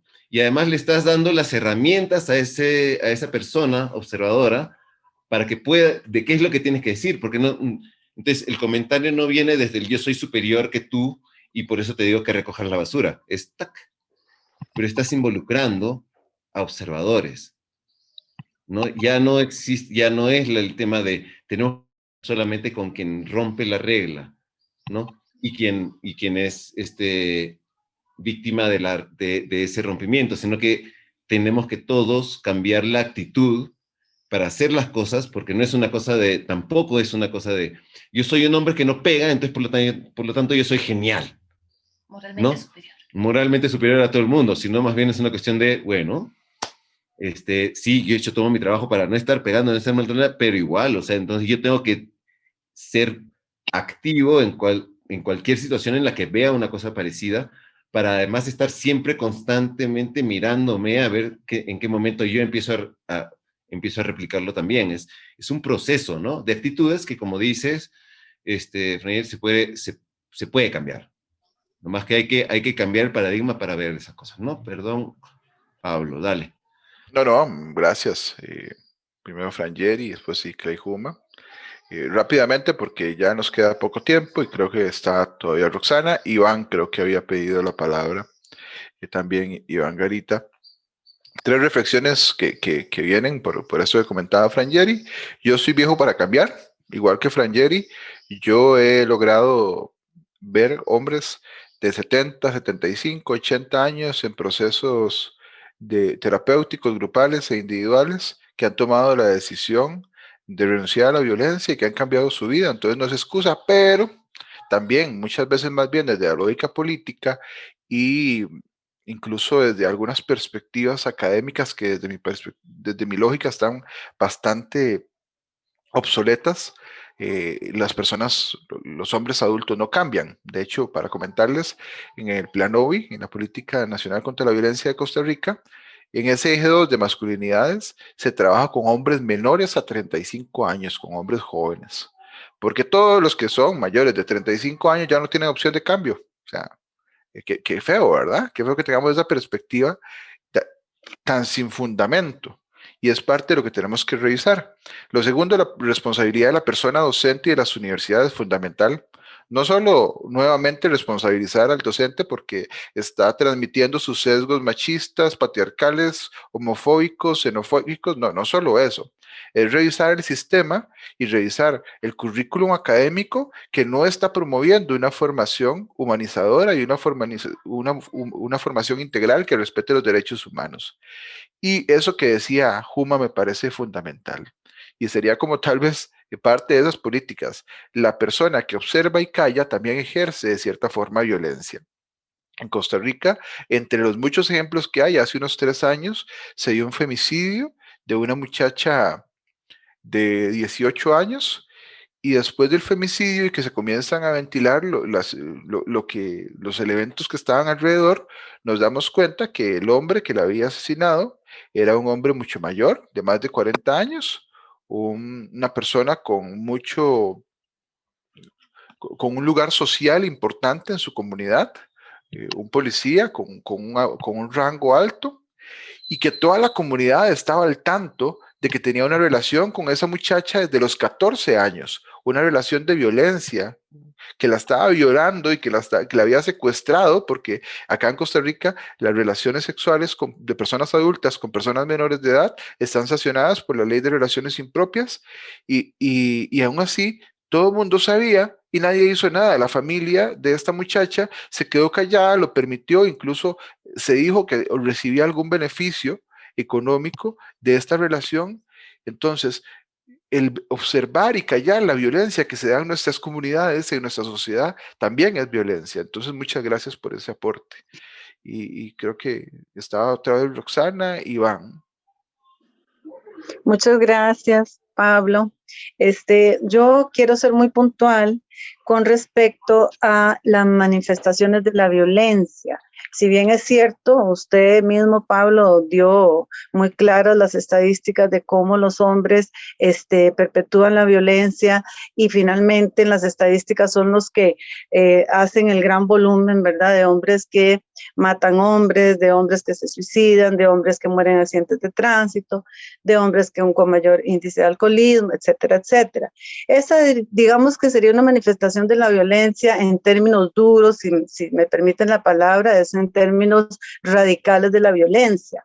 Pero la violencia, desde una lógica patriarcal, afecta en mayor medida a las mujeres y no podemos omitir, no podemos ignorar, no podemos invisibilizar, no podemos minimizar el impacto que tiene la violencia en contra de las mujeres y que se da de manera cotidiana en escenarios laborales, en escenarios políticos, en escenarios comunitarios, en escenarios familiares, en escenarios académicos, donde se invisibilizan los aportes profesionales de mujeres, que es una forma de violencia.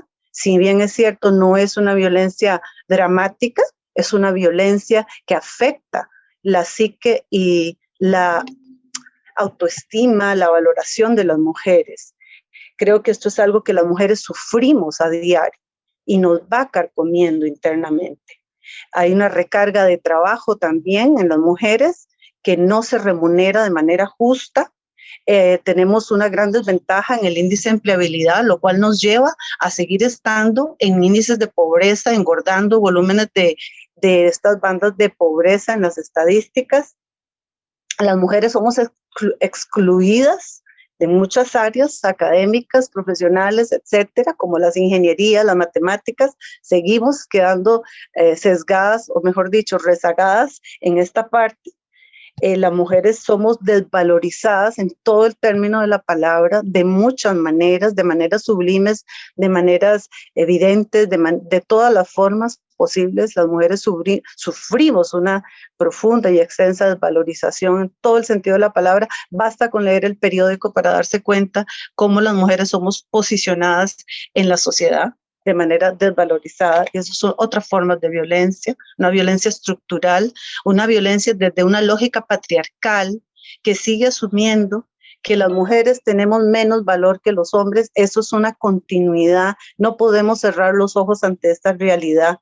Y la violencia finalmente sexual, violencia patrimonial, violencia económica, etcétera. O sea, no podemos dejar estos tipos de violencia que afectan en mayor medida a las mujeres y que todos los días somos víctimas de este tipo de violencia. Y para cerrar con algo positivo, decirles que aquí en Costa Rica, Ministerio de Justicia tiene un programa que se llama Justicia Restaurativa. Y esta justicia restaurativa trabaja con personas en general, hombres y mujeres, pero también con hombres violentos, para precisamente desde la humanización de los problemas de la violencia doméstica, por ejemplo, y violencia en carretera y demás, se trabaja con hombres para tratar precisamente de llevarlos a un nivel de socialización no violenta, sino más bien fomentar una cultura para la paz. Ese es mi comentario. Un saludo a Icla, a Juma, excelentes, a Pablo, gracias, de verdad, gracias. Gracias, Roxana. Sí, completamente de acuerdo con vos. No podemos comparar violencias y mucho menos invisibilizar el impacto de la violencia de género contra las mujeres.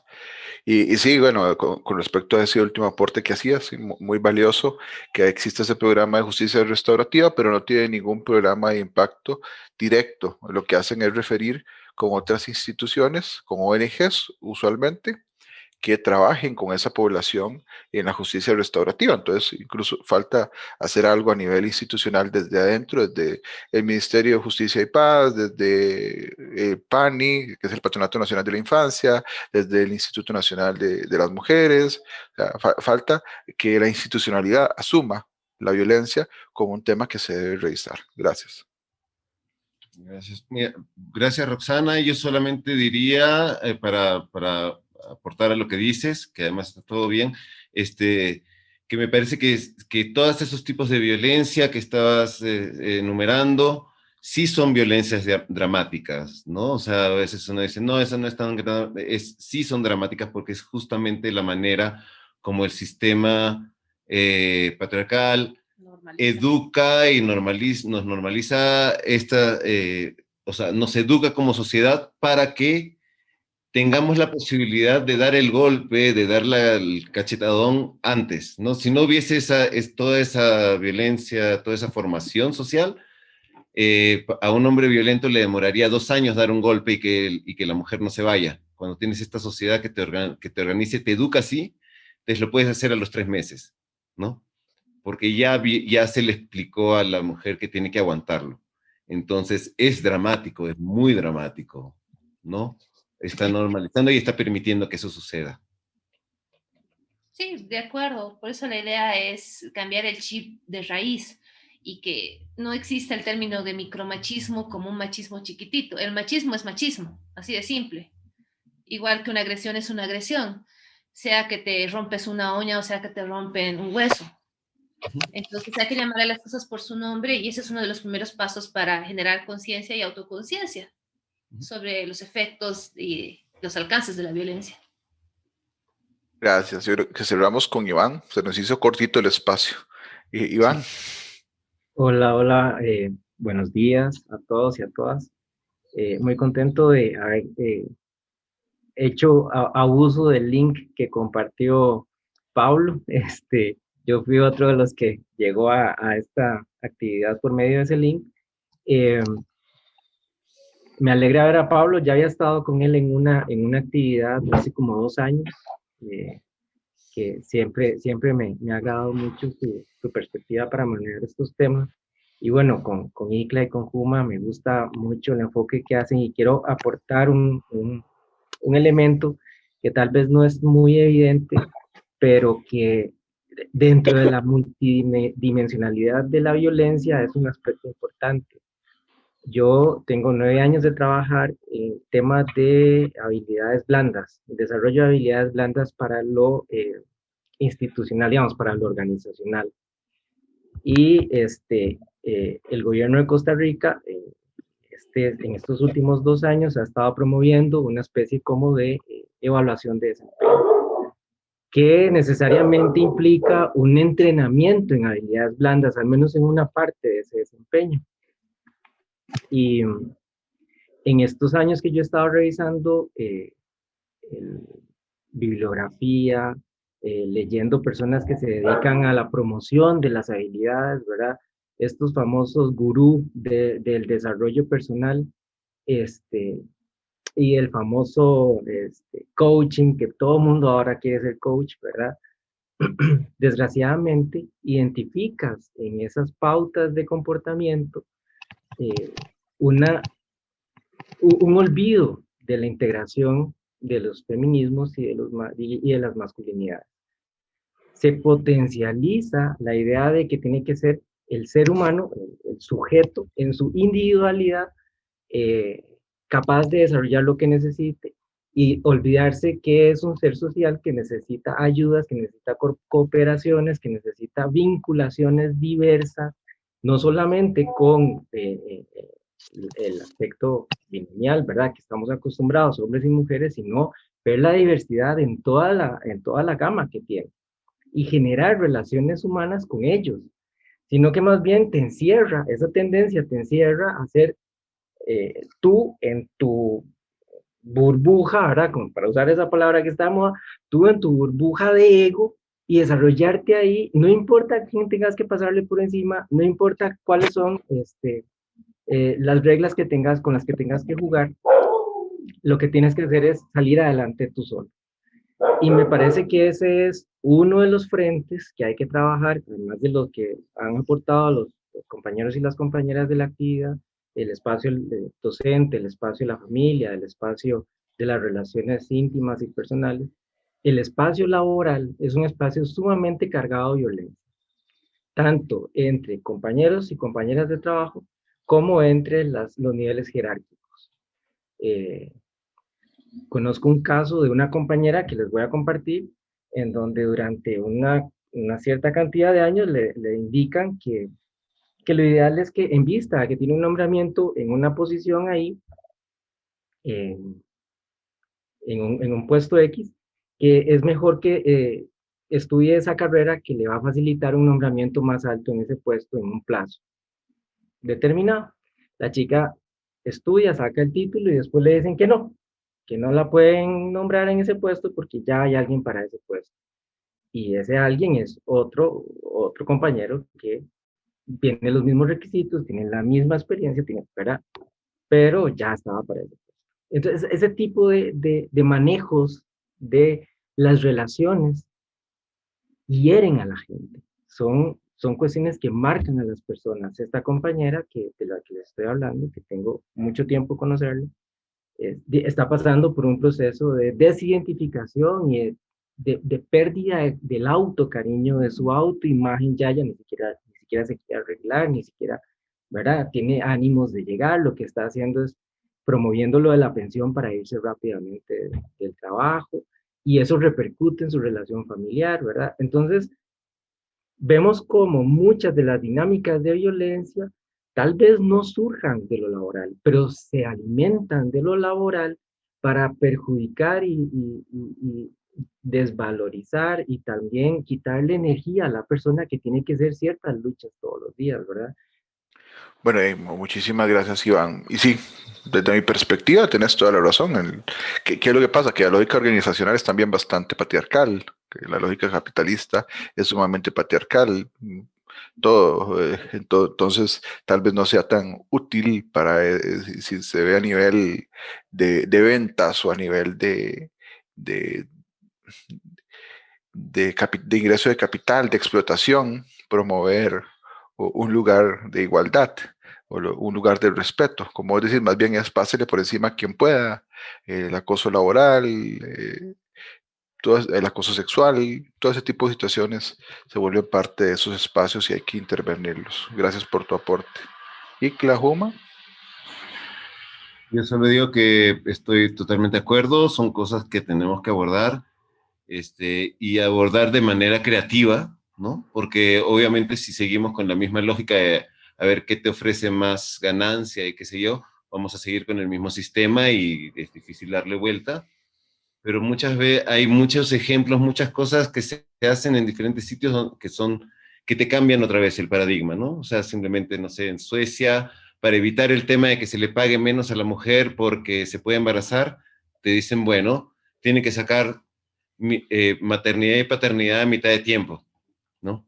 Y ya está, listo. Si los dos van a sacar maternidad y paternidad libre, o sea, dejar de trabajar, se acaba el problema de que no, a la mujer hay que pagarle menos porque va a tener hijos, ¿no? Entonces, es cuestión de cambiarle un poco el chip y darle la vuelta, pero claro, como dices, claro, no hemos hablado de lo laboral en sí mismo y me parece que es fundamental. Gracias. De acuerdo, o sea, es justamente lo que dice Pablo, lo que dice Juma. El tema es encontrar esos momentos de disrupción. Incluso la misma perfección de la lógica capitalista puede ser rota con pequeñas cosas. Un poco tomando la metáfora de lo que es el COVID. El COVID es una cosa chiquitita que hace uso del cuerpo de su anfitrión para reproducirse y causar efectos en ese anfitrión. Creo que la alternativa que tenemos para romper la lógica patriarcal del capitalismo y esa lógica antihumana del capitalismo al final es entrar de coronavirus en ese sistema y utilizar los mismos mecanismos que nos provee el anfitrión para mandarlo al quinto infierno. Eso de forma muy sucinta. Muy buena. Sí, sí. Bueno, ya le voy a dar la palabra a Osvaldo para que se va a despedir de nosotros. No sé si ustedes tienen algo más que decir, Icla, Juma. Ok, bueno, nada más comentarles que en el chat habían muchos comentarios interesantes que tal vez no dio tanto tiempo de abordar. Creo que se han ido revisando a lo largo según veo los temas, pero bueno, igual creo que nos pueden contactar si lo requieren. De mi parte, muy agradecido por el espacio, muy contento de haber estado compartiendo y bueno, cuando Icla, Juma y yo conversamos, pensamos en actividad para 1 hora y ya tenemos 2 horas y como que nos están haciendo ojos de ya se acabaron sus 2 horas. Por ahí la coordinación. Entonces, muchísimas gracias y ojalá que nos podamos seguir viendo en el camino.